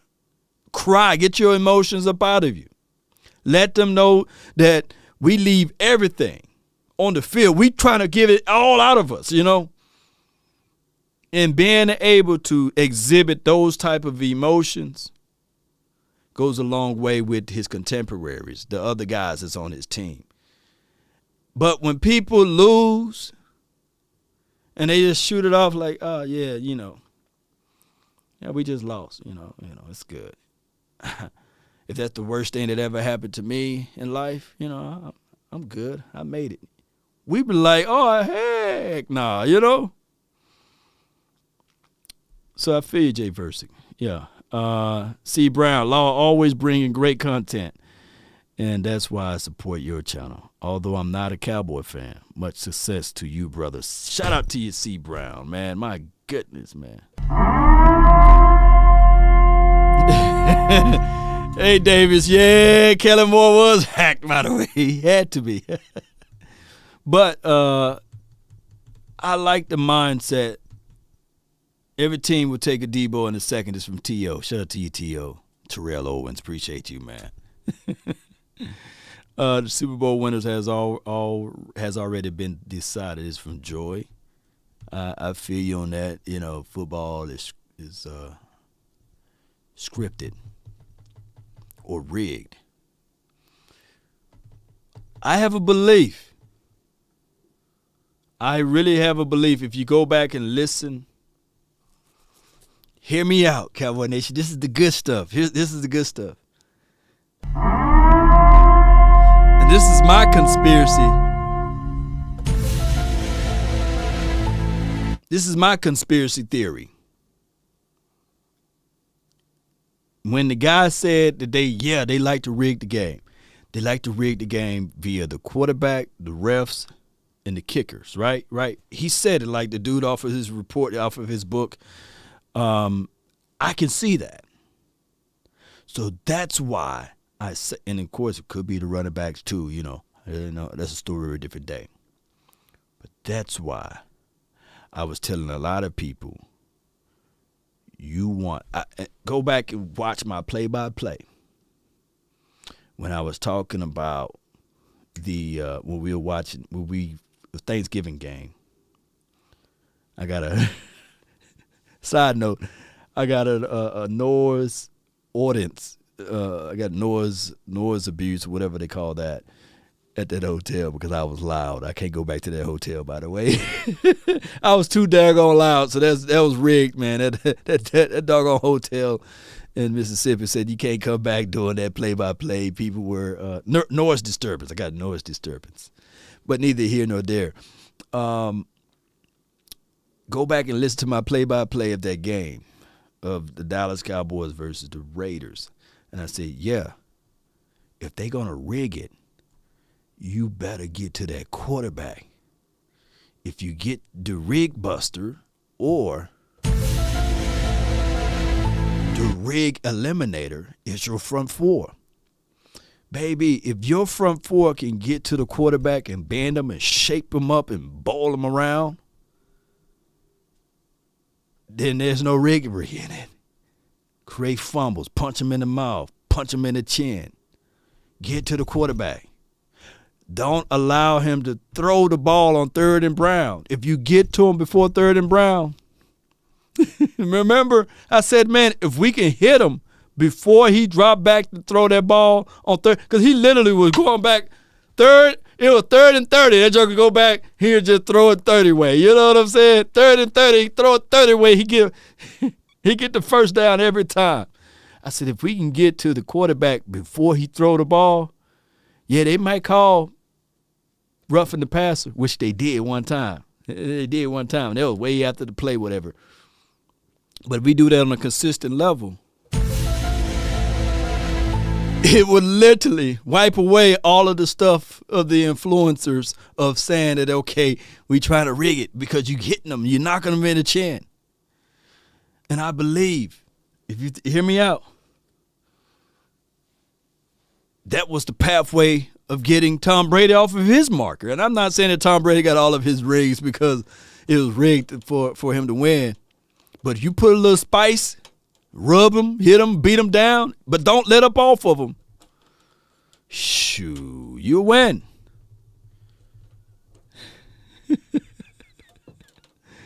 Oh, my gosh, man. But what if they do find ways to get to the edge, guys, by saying that, hey, man, this guy's injured, he can't play for a couple of weeks. Or he got C-19, he can't play. You notice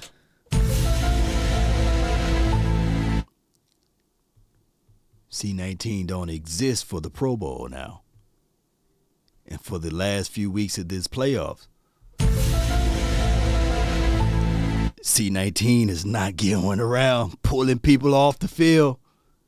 Have you seen any prominent players in the playoff? They just said, hey, we stopped testing, baby. I don't care if you got flu Rona right now. You ain't finna get this. It was happening every week.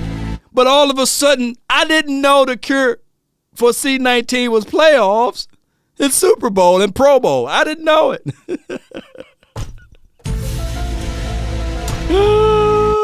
gosh, y'all. Hey, I keep talking too much, man. There gonna be some. FBI, open up! Oh my God.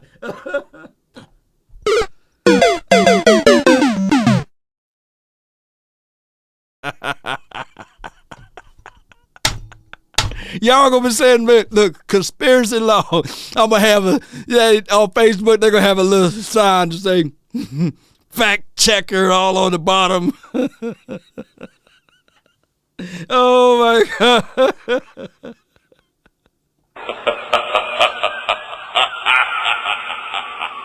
I said, man, all of these mixtures of players from other teams, you mean to tell me that they are right now at the Pro Bowl and nobody saying, Hacho? Nobody got a symptoms? All of those people, not a mask in sight? Everybody. Oh, my gosh, we're cured. What's the cure for it, man? Hey, go to the playoffs, man. You go to the playoffs, man. You go to the Super Bowl. You have Pro Bowl sites. Man, nobody? Where my button at again? Achoo! What you need to do? Go to the playoff, man. You're going to get rid of those symptoms, dog. You know, you got a running nose, high fever. Go to the playoffs. That's all you got to do. Oh, my gosh, man. Let me quit talking about it, man. Oh, my gosh. Oh, I didn't know the Super Bowl and playoff was the cure. Even fans of McCarthy think, he's in the ballpark or something like that. But everybody I've talked to believes Sean Payton is a better coach. What do you say to the argument, though, on paper that they're the same, which they are the same on paper? I'd say that when you let go of Jason Garrett on paper, he was, out of the available coaches, was like the fourth best winning percentage of any of them. And he has a better winning percentage than Jimmy Johnson does. Right, exactly. And so I don't think that coach. you can point to those things. I mean, look, here's the thing is that I think that Mike McCarthy has a track record of in situations where things start going wrong, he doesn't have the greatest response. Whereas with Sean Payton, I think a lot of people feel like, and even when the cap is messed up, which is largely, his doing, to be fair, but when the cap's messed up, when quarterbacks go down, when things happen like they did this year, they were still right in it to the end. And so I think that people feel like he makes lemonade out of lemons more frequently than Mike McCarthy has. But isn't that just a perception and a feeling? Like, you know what I mean? Sure, like it's like we think that Mike McCarthy is this boob, doesn't make good game management decisions. Then we look around and everybody else is doing the same, making the same mistakes. Like, isn't that just a lot of everybody? I'm not saying that Sean's not a better coach. I think he is. But I just wonder how much of that is perception with McCarthy and McVay. And Payton. I would say it's not. It is perception on our end. I don't think that you can say it's perception when you talk to other coaches across the league, though. No doubt. Shout out to Quincy, not Carter, but Sands. He says, your theory did not work against Joe Smooth against the Titans. 9 sacks plus the hit, and he still won. Laugh out loud. Sacks didn't bother him. Unbelievable. I beg the difference. You would think that yet he got sacked 9 times. But Tannehill threw 3 interceptions. Now let's pivot. If Tannehill don't throw those 3 interceptions, do the Cincinnati Bengals win? If Greg Zuerlein was the Cincinnati Bengals kicker, do they win? So we got to look into the full, complete picture of the situation. Those are the reality of the football. Case in point, I think that Joe Smooth, if you want to call him that, is a brilliant quarterback. I really do. But I do think that it's hogwash for people to say, yeah, he had the worst offensive line in the National Football League. Based off of what? The interpretation from the fact that he's getting sacked or the 4-letter network is saying it? If such, who would they trade now? Hands down. And say, yeah, we'll take Tyler Biadasz and Connor Williams up off of you since they are better players. I don't think so. You see, offensive line is one unit. And just as much as we say that the offensive line was terrible in Cincinnati, Can somebody put down how many rushing yards Joe Mixon got, by the way? And not just rushing, but also receiving? Oh, wait. It's not the same. Offensive line. And just to be fair, Joe Mixon is nobody to sneeze at. So they got two smooth Joes over there, Joe Mixon and Joe, the quarterback. So they got a good team. And going into this Super Bowl, I would rather for the Cincinnati Bengals to win it, by the way, versus the LA Rams. But from an opening of the eyes of the Jones family, we need LA Rams to win because they can look back into this thing and say, Rams didn't care about that doggone salary cap that you guys are so precious, my worried about precious. They went and bought it. They went and said, okay, we need Jalen Ramsey. We'll use draft capital plus pay the man. Oh, Aaron Donald, we're not finna go back and forth, which they tried, and they went on ahead and paid the man. Matthew Stafford, they paid the man. Cooper Kupp, they paid the man. And when they did all of those moves, dare I say, I didn't see the fan base crying and moaning.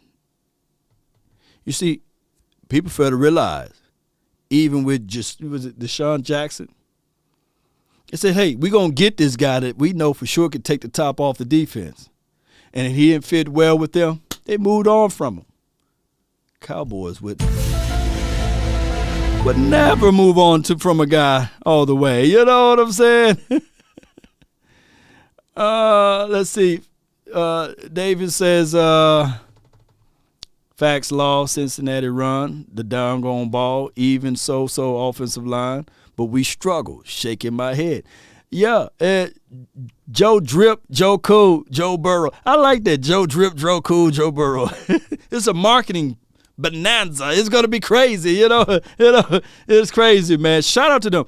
I have no ill feelings or no ill for either of those guys, you know. But I'm gonna stand true to my word. You put pressure on the quarterback, you fold him like a pretzel, right? And you get him up out of there. But I really think that the last two games that the Cincinnati played, and I'm not shooting daggers at them, you know. The opposing team lost the game more so than the Cincinnati Bengals won the game. That's all I'm saying. You up 20. What was the score that the Kansas City Chiefs had going into halftime, Cowboy Nation? What was the score? At some point, I looked at the score tag. It was 23-3 or something like that. But what was the score? What was the final score? Smoking Joe, I like that one too, Just Blaze. What was the score? Was it 23-10 or 23-11 or 20 to something? 21-3. Yeah, 21-3. Appreciate y'all.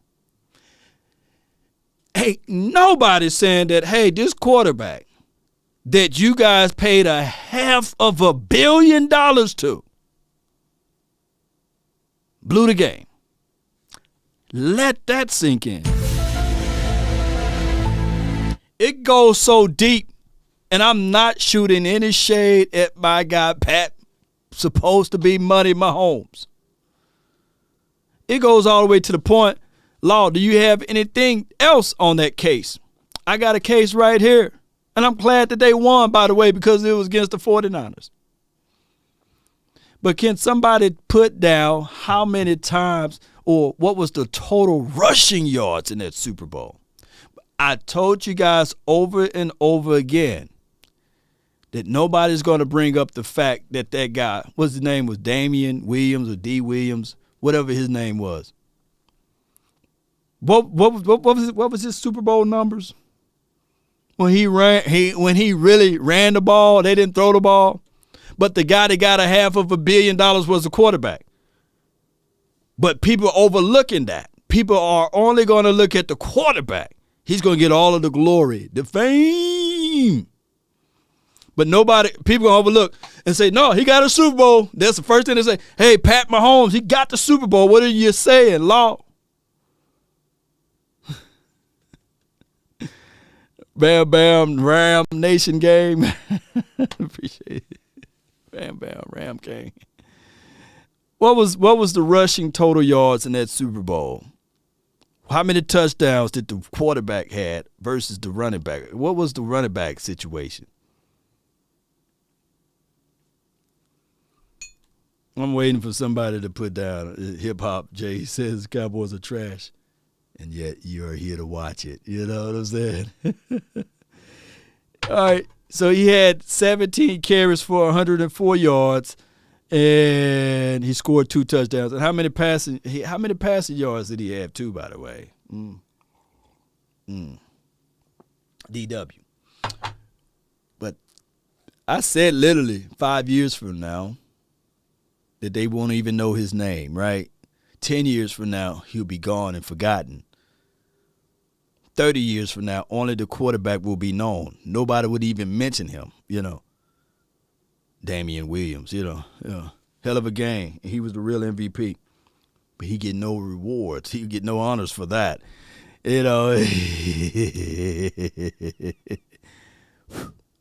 Yeah. 4 catches for 29 yards. And I think it was a tight, close, netted game. And the 49ers had it, and then, they dropped it. And I don't care.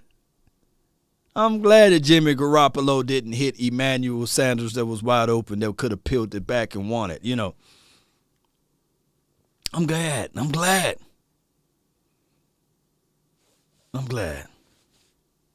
Let's listen to more of this right here, Cowboy Nation. Y'all still like other people in the industry who are in those same circles who do the same sorts of jobs, their coaches universally have said when I've talked to them that Sean Payton's a better head coach. So who do y'all believe? Sean Payton is a better head coach versus Mike McCarthy. And in that excerpt, they did lamented that Dan Quinn is the next head coach versus Sean Payton too. So how do you guys feel about that? And if you guys want to hear the full episode of that, just click here. And I'm not saying that Pat Mahomes is trash, by the way. I really like Pat Mahomes. I really do. I really like his skill set. Come on now. Here we go. Bam. Here we go.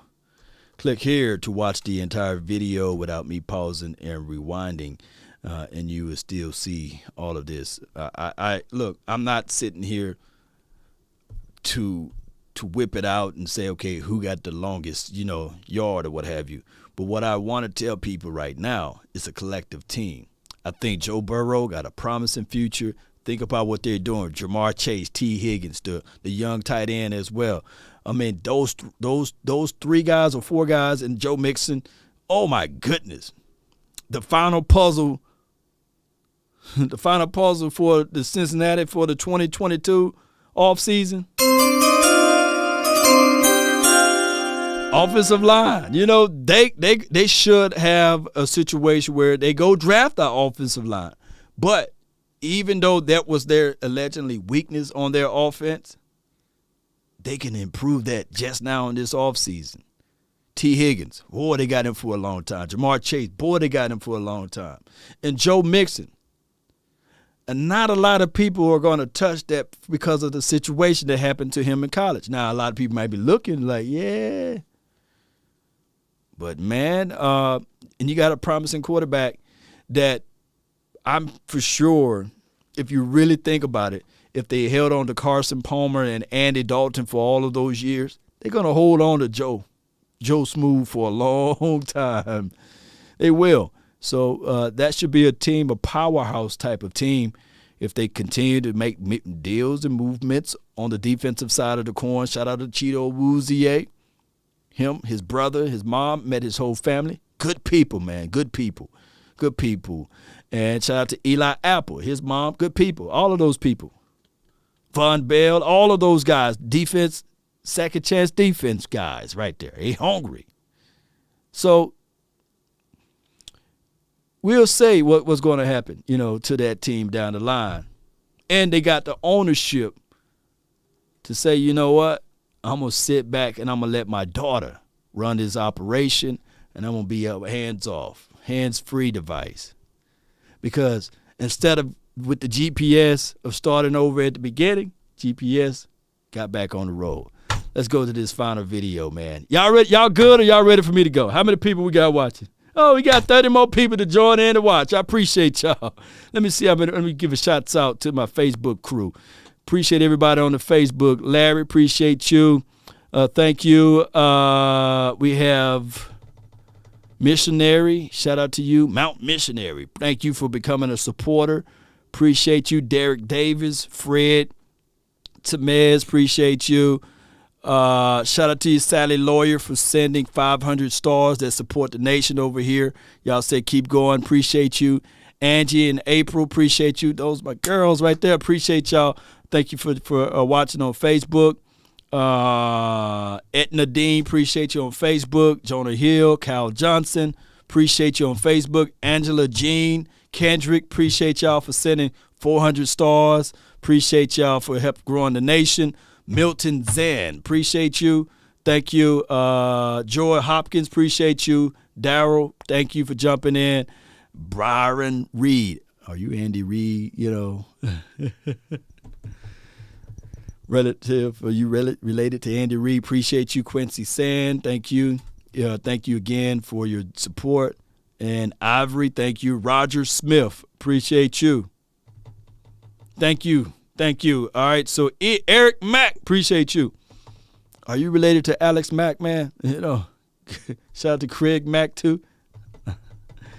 Cali Cowboy 805, keeping it live, baby. All right, so final video right here. On that. I suppose we'll start with Tank and Amari. Do you think both will be playing somewhere else? All I can say right now is that I'm starting. It's David Hellman. The topic of this one is Amari Cooper and Tank. And, of course, there's 2-3 people talking about is Dan Quinn the new head coach. So that's why we're talking about this. Let's go. Let's go. Well, it's a marathon show, baby, on a Saturday. Right now, man, back in the days, I'll be getting ready to go hit the club, man. Especially if we be hitting Freelawn. Shout out to Freelawn. Or M-Bar down there in Jackson, Mississippi. I've been getting ready, man. I'm like, man, boy, this outfit going to kill him tonight, baby. Got the fresh haircut, too. They're going to kill him. But now I'm sitting here saving a lot of money talking to you guys, right? Shout out to you, Mark Rubin. Appreciate you. Appreciate you, JD. Is Kellen gone yet? Nope. Terrell Bigelow. So, yeah, man, Terrell, let's not go out, man. Let's chill, man. Let's chill. We don't have to go to Freelance tonight, man. T-Smooth, TV, man, we chilling, baby. We don't have to go out to no clubs. We don't have to dance. Bands will make her dance. Bands will make her dance. What happened to my money, man? Boy, it be pregame right about now. Yeah, dog, my goodness. I don't want to incriminate myself too much. But bands will make her dance, yeah. Oh, my God. Right now, boy, we'll be getting ready, baby. We were doing the same thing. Look, how many people been ready to go out right about now? Y'all chilling. I'm starting to get the inclination that we're in for an interesting February and March in terms of those types of decisions. Always a lady. Appreciate you. If you're putting me on the spot, I feel confident saying I would guess one of those guys is gone, and I don't think it's out of the question that they both are. That's just sort of the inkling that you start to get when you're around league types and having conversations with people who know things. Again, it's early, but then again, like for this to be Eric Mack, I definitely wasn't throwing no band. Oh my gosh, no. I might listen to the song, but when that song wasn't out when I was going out. By the way, I was happily married. By the way, when the Bands Will Make Her Dance song came out, but I'm telling you guys, right around this time we were getting right. So the nature of this conversation is Amari Cooper and Tank would be on his team. I hate that we're having this conversation, and I hate that I'm also spreading the narrative by going over it. But if you guys wait and listen to what I'm saying, I'm going to counter all of this stuff, right? Watching the Razorbacks, appreciate you, Joy. Appreciate you. I think Law is gone. Shout out to you, David. No, I'm still here, David. I'm still here live in the flesh. Gina, appreciate you. me see. David says, yep, but it's a job. Clubbing, I'm chilling now at 47, relaxation. Yeah. I mean, when you're young, when you're in your early 20s, especially in your early 20s, I would tell you guys, get it out of your system, go out, venture out, just be responsible, have a good time. And then when you get into your 30s, you figure out a way, to settle down and get back to your grind mindset. And when you approach your 40s, you should be already established. There's a saying in Mississippi, and hear me out. The thing is, when you from Mississippi, you grow up a whole lot faster than what you're supposed to be. So you got in your Mississippi life, or you're in Alabama, if you pretty much in those rural, communities. When you're in your 20s, you act like you're in your 30s. When you're in your 30s, you act like you're in your 40s. You're kind of like 10 years ahead, And you tend to be less fun, right? You tend to be less out of the box. But I tell everybody, man, I love my country mentality. I love my mindset. Case in point, check out my guy, Vaj Lombardi. He's about a decade younger than me, but he acts as if though, he's in his late 30s or early 40s. That's just how it goes. But he will give you some play, over the lines as relates to what he's talking. But I like the fact that we from Mississippi, and we got a little good old country wisdom in our mindset, But let's go, Cowboy Nation. Let's listen to the rest of this. The first event of the off season, and you're already starting to hear that chatter. Like I said, I think March could be interesting for this team. David, when you had a chance to visit with both Steven and then Jerry, which one did you feel like gave you the clearer path of what's going to happen with this coaching staff? Did either one of them kind of give you a little bit like, oh, this thing's staying, or, hey, there might be some changes? Was there one kind of read you got from these guys? Well, and it would be Jerry Jones, and I think, Brian, you all know, like Jerry's a little more willing to give you something right. to raise your eyebrows a little bit. So two interesting things happened. I asked Jerry Jones about the coaching staff and when he thought it would be finalized. And basically he said, other than Kellen Moore, he was like, well, I'll tell you what I said last week on the radio with y'all is he's like, I've got all the coaches under contract that I want under contract. And I guess things could change, but I didn't really get the impression that they were planning on shaking things up. I think it's really more of a matter of waiting out the things that are beyond their control. Kellen Moore's still technically a candidate for the Miami job. Some of his other coaches have interviewed for coordinator jobs. So he made it sound like the only changes might be guys getting hired away. I didn't get the impression that they were planning any other kind of grand changes. And then in the same breath, really the big thing that I wrote about coming out of the week was Jerry. I mean, it was an interesting sequence. I would love for you to go read the story on DallasCowboys.com because there's a lot to unpack. But basically, Jerry was talking about how. Yes, Ivory, I do stay in Dallas, by the way. Appreciate you. He tried to keep Dan Quinn by playing up the idea that people want to coach the Dallas Cowboys, and maybe Dan Quinn would want to be the coach of the Dallas Cowboys. And if that is not a eyebrow-raising statement, what is, right? And Jory Epstein, our friend over at USA Today, and we were kind of going back and forth with Jerry, like, well, what exactly are you saying here? Like, I mean, is Dan Quinn somebody that you would consider? And he said, yeah, if I needed a coach, I would absolutely consider Dan Quinn. And that turns into, well, what does Mike McCarthy think about this? And it was basically, well, it'll be fine. He knows he knows he's not going to be the coach of the Cowboys forever. Nobody coaches forever. And like, all of that stuff is true, but yeah, I do stay in Dallas. But here's the thing, though. What David Hellman is saying is what I wish Jerry would not answer. There's nothing like having an surety. Like there's no greater feeling knowing when you walk into the room, you got total control and total charge of that room. And when we look into this situation of Mike McCarthy, who is the quote-unquote head coach of this team, knowing there's two things that can happen, and we would know it this year. Two things. This would either inspire Mike McCarthy to be one of the greatest coaches of all time for the Cowboys, or this would deflate Mike McCarthy because there's so much pressure poured upon him to make this thing happen, Super Bowl or bust. Because now he's going to look at it like every move I make, every step I take. Yeah, y'all can finish the rest of the line. That he got to make sure that he coaches his you-know-what off. He got to make sure that he make it happen. Because if not, he know what's the end results will be.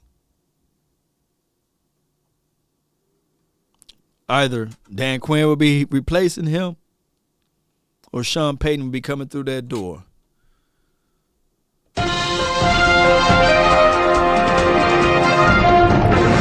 Reports here today that Mike McCarthy is now stepping down from his position and now inserted in for this position will be Dan Quinn. And at the end of the year,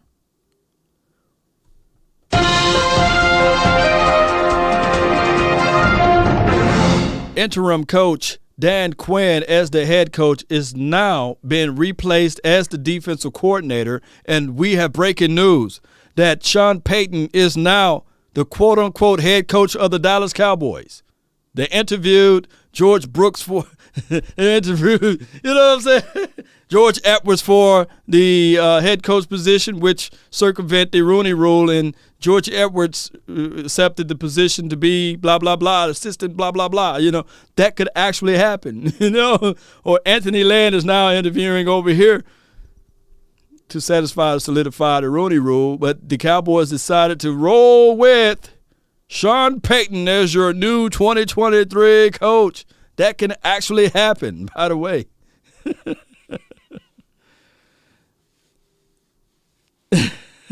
I love weed. Your name is so funny, though. But, yeah, Dan Rathers, reporting live. Son, illegitimate child, All right, so let's listen to the rest of this.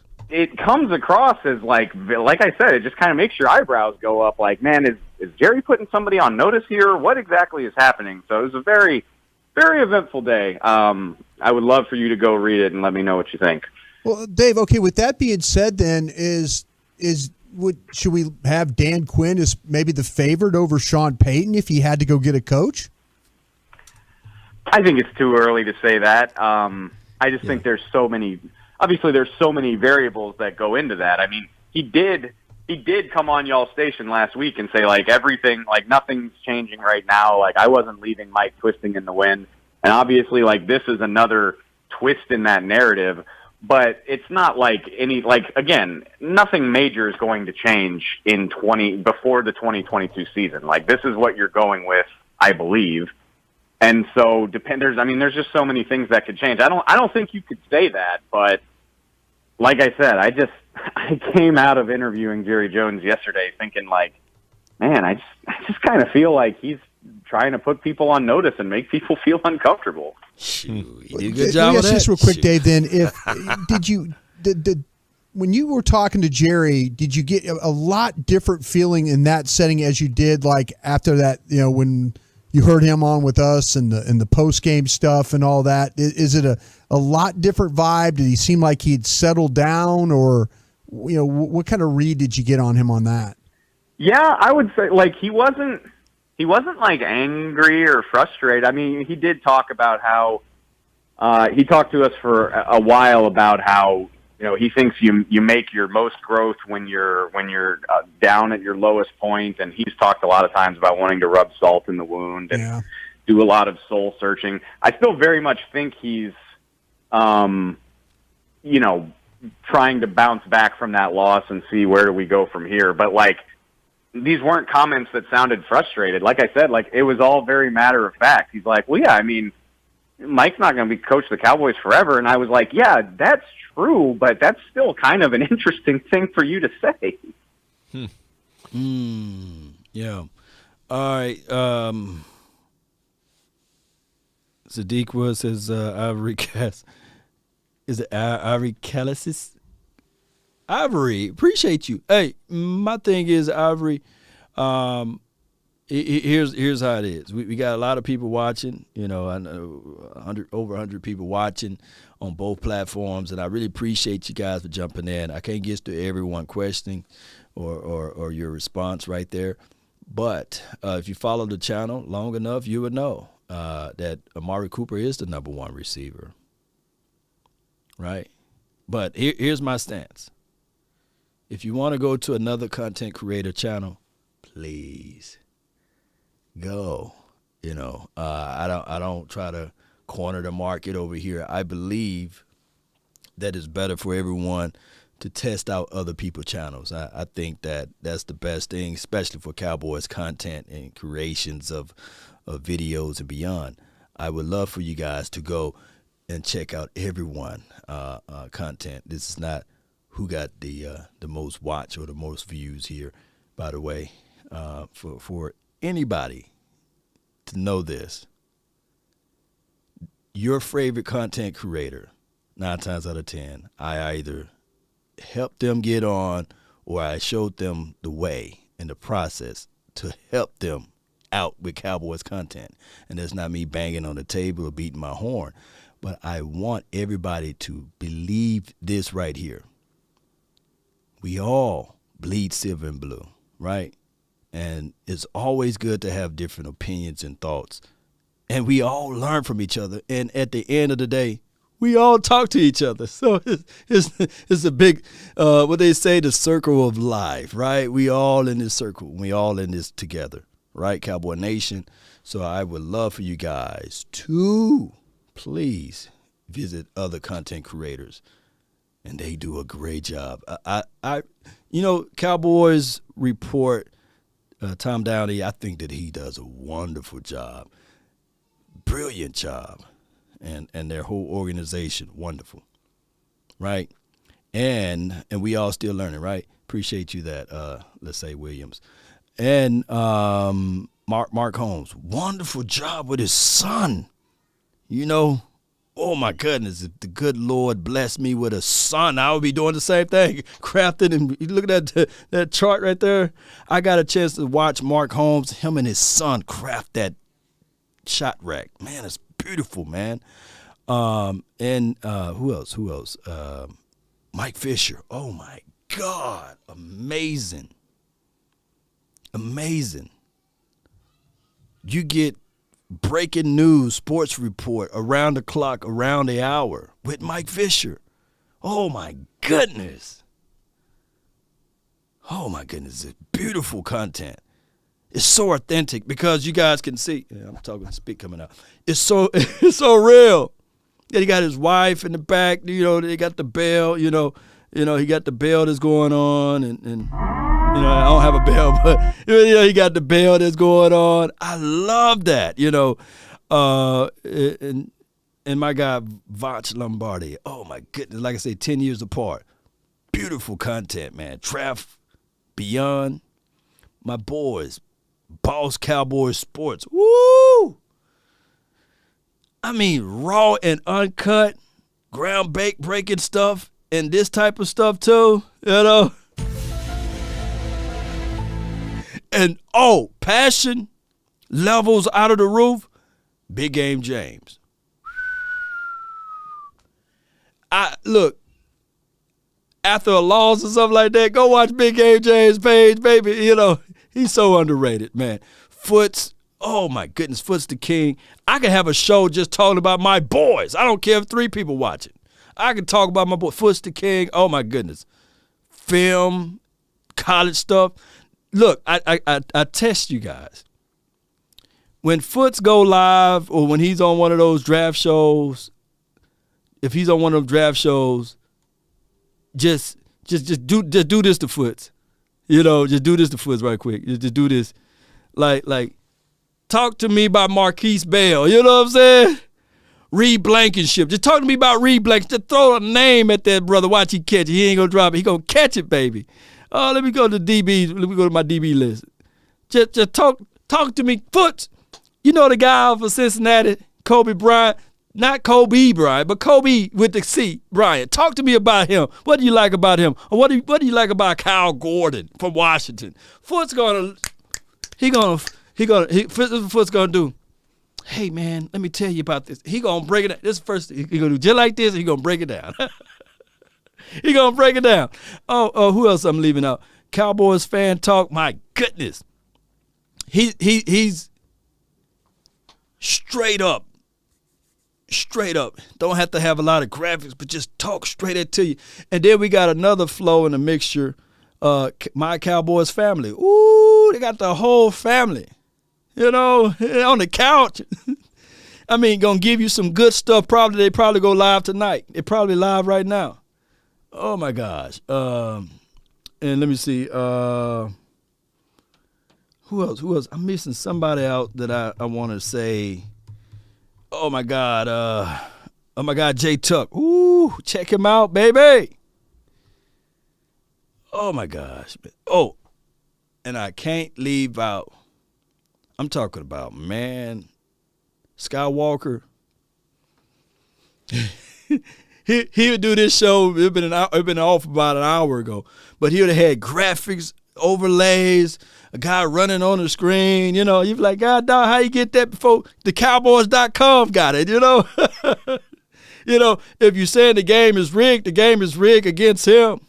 He's supposed to be getting six figures somewhere in an ESPN studio. He's doing this out of the confines of a portion of his house. Now that's rigged. ESPN, NFL Network, they need to be paying that man. The Cowboys.com, my goodness, Okoye too. Yeah, my dog Okoye and Jeff Kavanaugh. I like Jeff because he just cool, laid back, you know. You know, he gonna do his deal and the spit, and he gonna Jeffrey time, and he's gonna spit his knowledge out there for everyone. Oh my goodness. Who else? Did I leave out anybody? That's why I pivoted and I talked about those boys, because I think it's needed to be given these guys flowers while they're alive, right? And who else? Joe Rod, one of the original round table guys. Joe Rod is real dope with it, baby.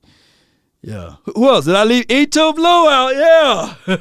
Passionate guy, man. Met him and DMV. You know, them boys passionate. You know, if we talked about like a tree, you know, like if we talk about a tree, like coaching tree, you know, E2 Blue and my guy DMV Cowboy, they come out of Mark Holmes' tree. You know what I'm saying? Like a coaching tree. You know, Andy Reid tree. That's Mark Holmes' tree right there, baby. You know. You know, Okoye come from under my tree, baby. Y'all know Okoye being here, boy. We started out rocking, but now look at me and Okoye. Gerard Johnson, shout out to him, man. That's the dude with all the muscles, right? Gerard is doing the wrong YouTube stuff. He need to be doing, hey, man, this is how I get my trap so big, man, that I can barely move, man. The trap's just big. And my guy, Cowboy fan 1980. See, that let y'all know, baby, we be watching everything. We watch everything. If I had enough time, I'll be watching all of those boys' stuff right now, you know? And the OC. Shout out to my guy, the OC. Boss Cowboy and the OC, they are joint together at the hip. Yeah. For Dan Quinn to feel like he'd have a good job of taking over, you'd have to go subscribe to all of those boys, right? Have Jerry say something like Sean Payton's not as strong as candidate as people are reporting. Wouldn't you? I mean, would you believe you have a shot right now if you're DQ? I mean, I think all of that is up in the air with regard to how this team does. I mean, if they improve on what they did last year, probably. Oh, yeah, and Shango. See, I can't even do the show. Shango, yeah, my dog Shango. If it wasn't for Shango, I wouldn't be here, man. I definitely wouldn't even do YouTube at all. I wouldn't have done YouTube at all. I would have just been like, man, dang, YouTube is a dope concept, but let me go and get back to work. But Shango is my guy, and everything I know, everything I do is, you see, y'all feel to realize this stuff right here on the side came from Shango, man. Shango, this mic, this visual elements, the stuff strolling at the bottom of the screen, that's all Shango production, man. Shango was the first guy to ever do that type of stuff, right? So qualified, man. They gave that man a blue check mark before he got to 100,000 subscribers. I don't know if anybody as dope as Shango. You can't, name me another YouTuber that got a Cowboys YouTuber that they said, here's the blue check mark because we know who you are, man. You Shango. You the Godfather. They said, look, we just gonna give you the blue check mark, man, to get up on out of here, man. Now that's my guy Shango. Oh my gosh. He the GOAT, baby. That's my guy. Probably not.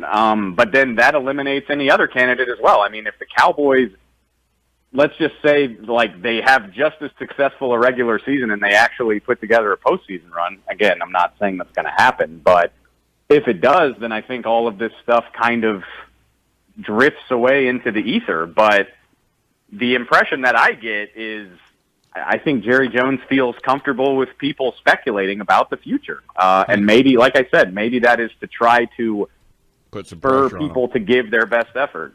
All right, so I gotta go, Cowboy Nation. But hey, before I roll up out of here, yes, RJ Ochoa and Blogging the Boys, shout out to them.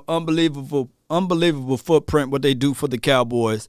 Started off as a blogging website for them to get accredited and credentialed as media guys, man. Remarkable trailblazers for the community. Went on Twitter and Instagram. They're on all platforms now, blogging the boys, what have you. And shout out to Bobby Belt. He was writing for Blogging the Boys, I believe, or have some type of communication with them as well. And shout out to the Facebook community with West Coast Cowboy and some more guys over there. It's no hate between any of us guys. Chat Sports, I believe I talked about Tom Downey. That's Cowboys Report. So shout out to everybody, man, that support this thing, man, because we all are in the same family. There's no hatred amongst each other, supposedly. It shouldn't be no hate talk. It shouldn't be no, hey, I'm bigger than you, I'm bigger and better than you. I would give this all away. I would literally get rid of all of y'all subscribers. If the good man upstairs said, hey, you denounce everything, you give it back so that we can win the Super Bowl, dog it, I'll get rid of every last one of y'all. Let me win the Super Bowl. I would get rid of all of this stuff so I can win that Super Bowl. I'll start again at my beginning. Right? I'll start at 0 subscribers and tell everybody, hey, man, we going to win the Super Bowl. Let somebody tell me, one of those mod guys, the mafia ties, and say, hey, man, we going to rig this thing for the Cowboys to win the Super Bowl. But you got to shut down your channel. I will shut this thing all the way down, nail it with some nails and some 2x4s, and we going to the Super Bowl. I'll start again in my beginning. I'm for real. I want to win, baby. I don't care if it's rigged or not. Figure it out, Jerry. I'm tired. I'm tired of waiting. Shout out to you, John D. Appreciate y'all, man. Family, I got to check out. But Cowboy Nation, let's continue to build, though. Short of my goal. I'm trying to get to 100,000. Let's see if we can get to 100,000 for the end of this year. I said it last year. Let's get to the goal. Let's continue to push. I know that a lot of people not watching right now. They're away. They're going out to the club, getting their 2-for-1s right now. But shout out to those who stayed and rocked around. And I really appreciate you guys. Just a goal. Don't mean it have to happen, but at least you shoot for something. In life, you just got to plan something. You just can't be just doing things reckless, right? Got to make a plan for it, Drive for it, dream for it, hope for it, wish for it, pray for it, grind for it. I don't believe in just stuff given to me, and I do one video, and I hope that you guys subscribe because of that. No. Or I seen some people say, hey, you doing it for the money? No, don't give it to me because you want to give it so that I can say that so that you can say that you're giving it to me. No. Give it to me out of your love, your passion for it, and saying, hey, man, I want to support this man because he's giving us time. I could be with my loved ones right now. I could be watching Frozen once again and The Jungle Book. The Jungle Book go hard. The one that they kind of recreated, that will go hard, by the way. Or I could be watching Lion King 1 and 2 and 1.5 Lion King over and over again. But I'm here. I'm escaped away pretty much because she got the banging on the door earlier and said, Daddy, come on out. Come watch this show with me. And she loved it, Y'all should have told me about having all of these girls, man. They don't like to share at all. Y'all should have told me that. Shame on y'all that didn't tell me that. Appreciate you, Mark. Appreciate you. Law Nation S&P. Appreciate you. 500. Shout out to y'all, man. As we journey down this journey. Right? If we can use it in those phrases. The man that walks 1,000 miles begins with one step. But I come here to tell y'all, beautiful people, in that good book, if a friend say, let's walk a mile, and it says, paraphrasing, walk 2 with them. Meaning that on my journey to 1,000 miles, you guys are walking with me, right? I know all of y'all walking with me. I can feel it. And that's life, regardless of the liberty that we all are seeking. In the pursuit of happiness, right? Let's get out here and walk with the nation. Walk with law, baby. I tell people all the time, how bad do you want it? I say, I really want it bad enough. Shout out to Gucci Watch, too. That's my dog, too, man.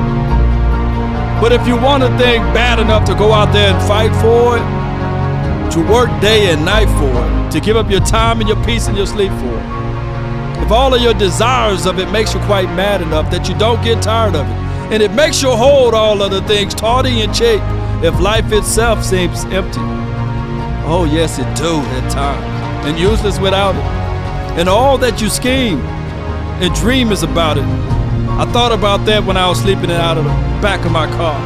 It was cold. It was dark. But I knew if I continue to press, I continue to fight, there will be sunshine, right? Look at my sunshine now. But if dogged and grim and proceed and beset with the help of Almighty, Cowboy Nation, at the end of the day, regardless of the mafia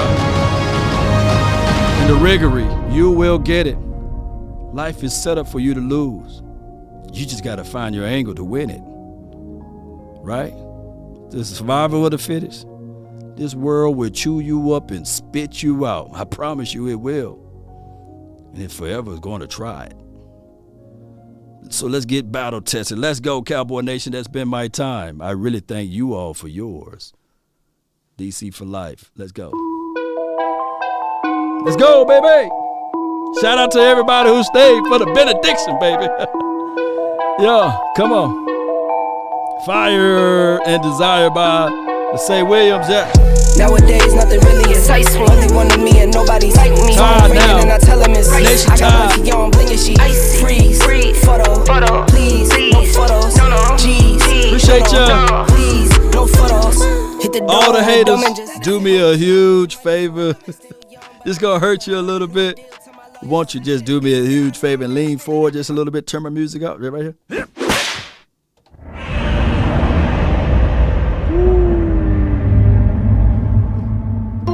I ran up a check, I might do it again. Might do it again. Might do it again. No.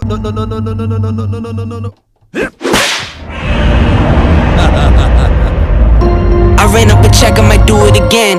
Enemies close, have me thinking they're friends. 10 toes down, I'll be free until the end. Crib outside the city, I don't feel safe Come in on, my baby. hands. Took so many years, I'm just waiting for the wins. I'm in debt to no one. Y'all but get the those winning 2 to for my 1 sins. set up. I do it for real, there's no reason to pretend. Shout out If to you, I do Gina. it once, I do it again.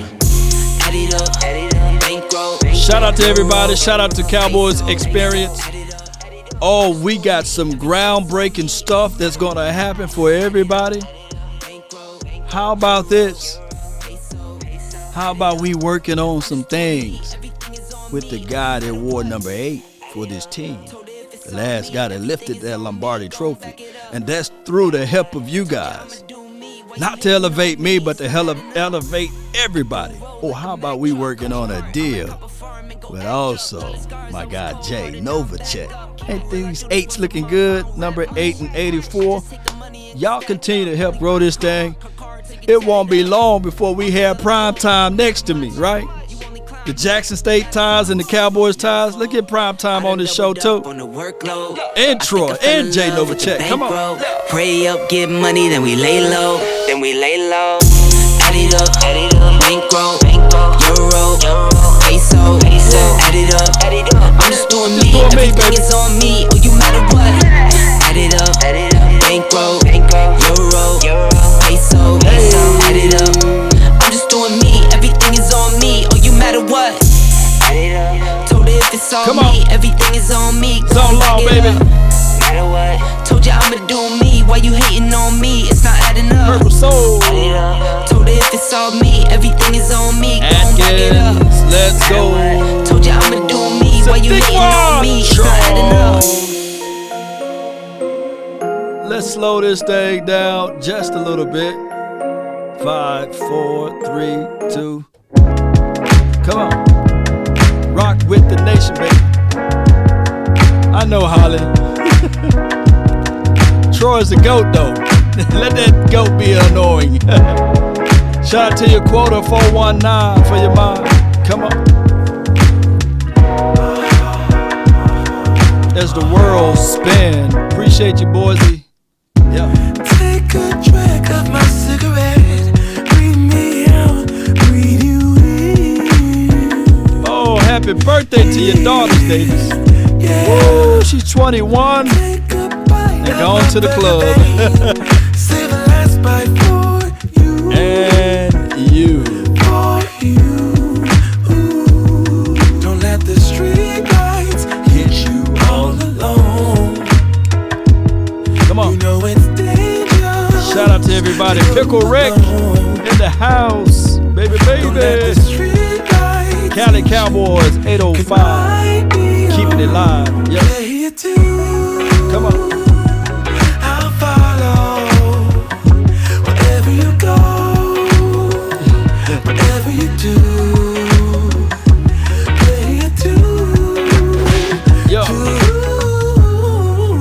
Come on. Fatality. 7 years of the perfect love. 7 more and another one. Oh my God. You watching all your grandbabies, Davis? Come on. Good night, everyone. Purple Soul. Appreciate you. What we tell them? Don't let the street lights hit you all alone. You know it's dangerous to go alone. Come on, baby. Don't let the street lights hit you. Shout out to your Hill on the Facebook group. Rodriguez, appreciate you on the Facebook. Wherever you go, come on. Whatever you do, play it too. Shout out to all of the Cash App supporters, as well as the PayPal.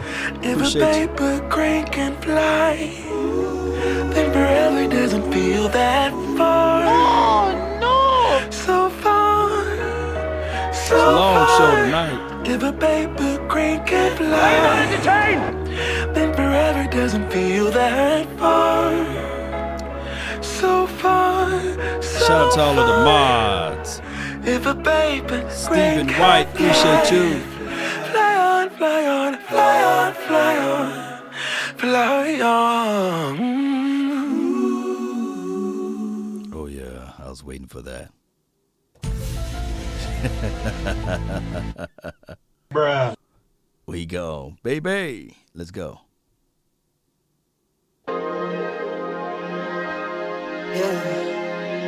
Yeah, I just wanna run it up. Kinda check or something. I've been really in the field, let up. Yeah.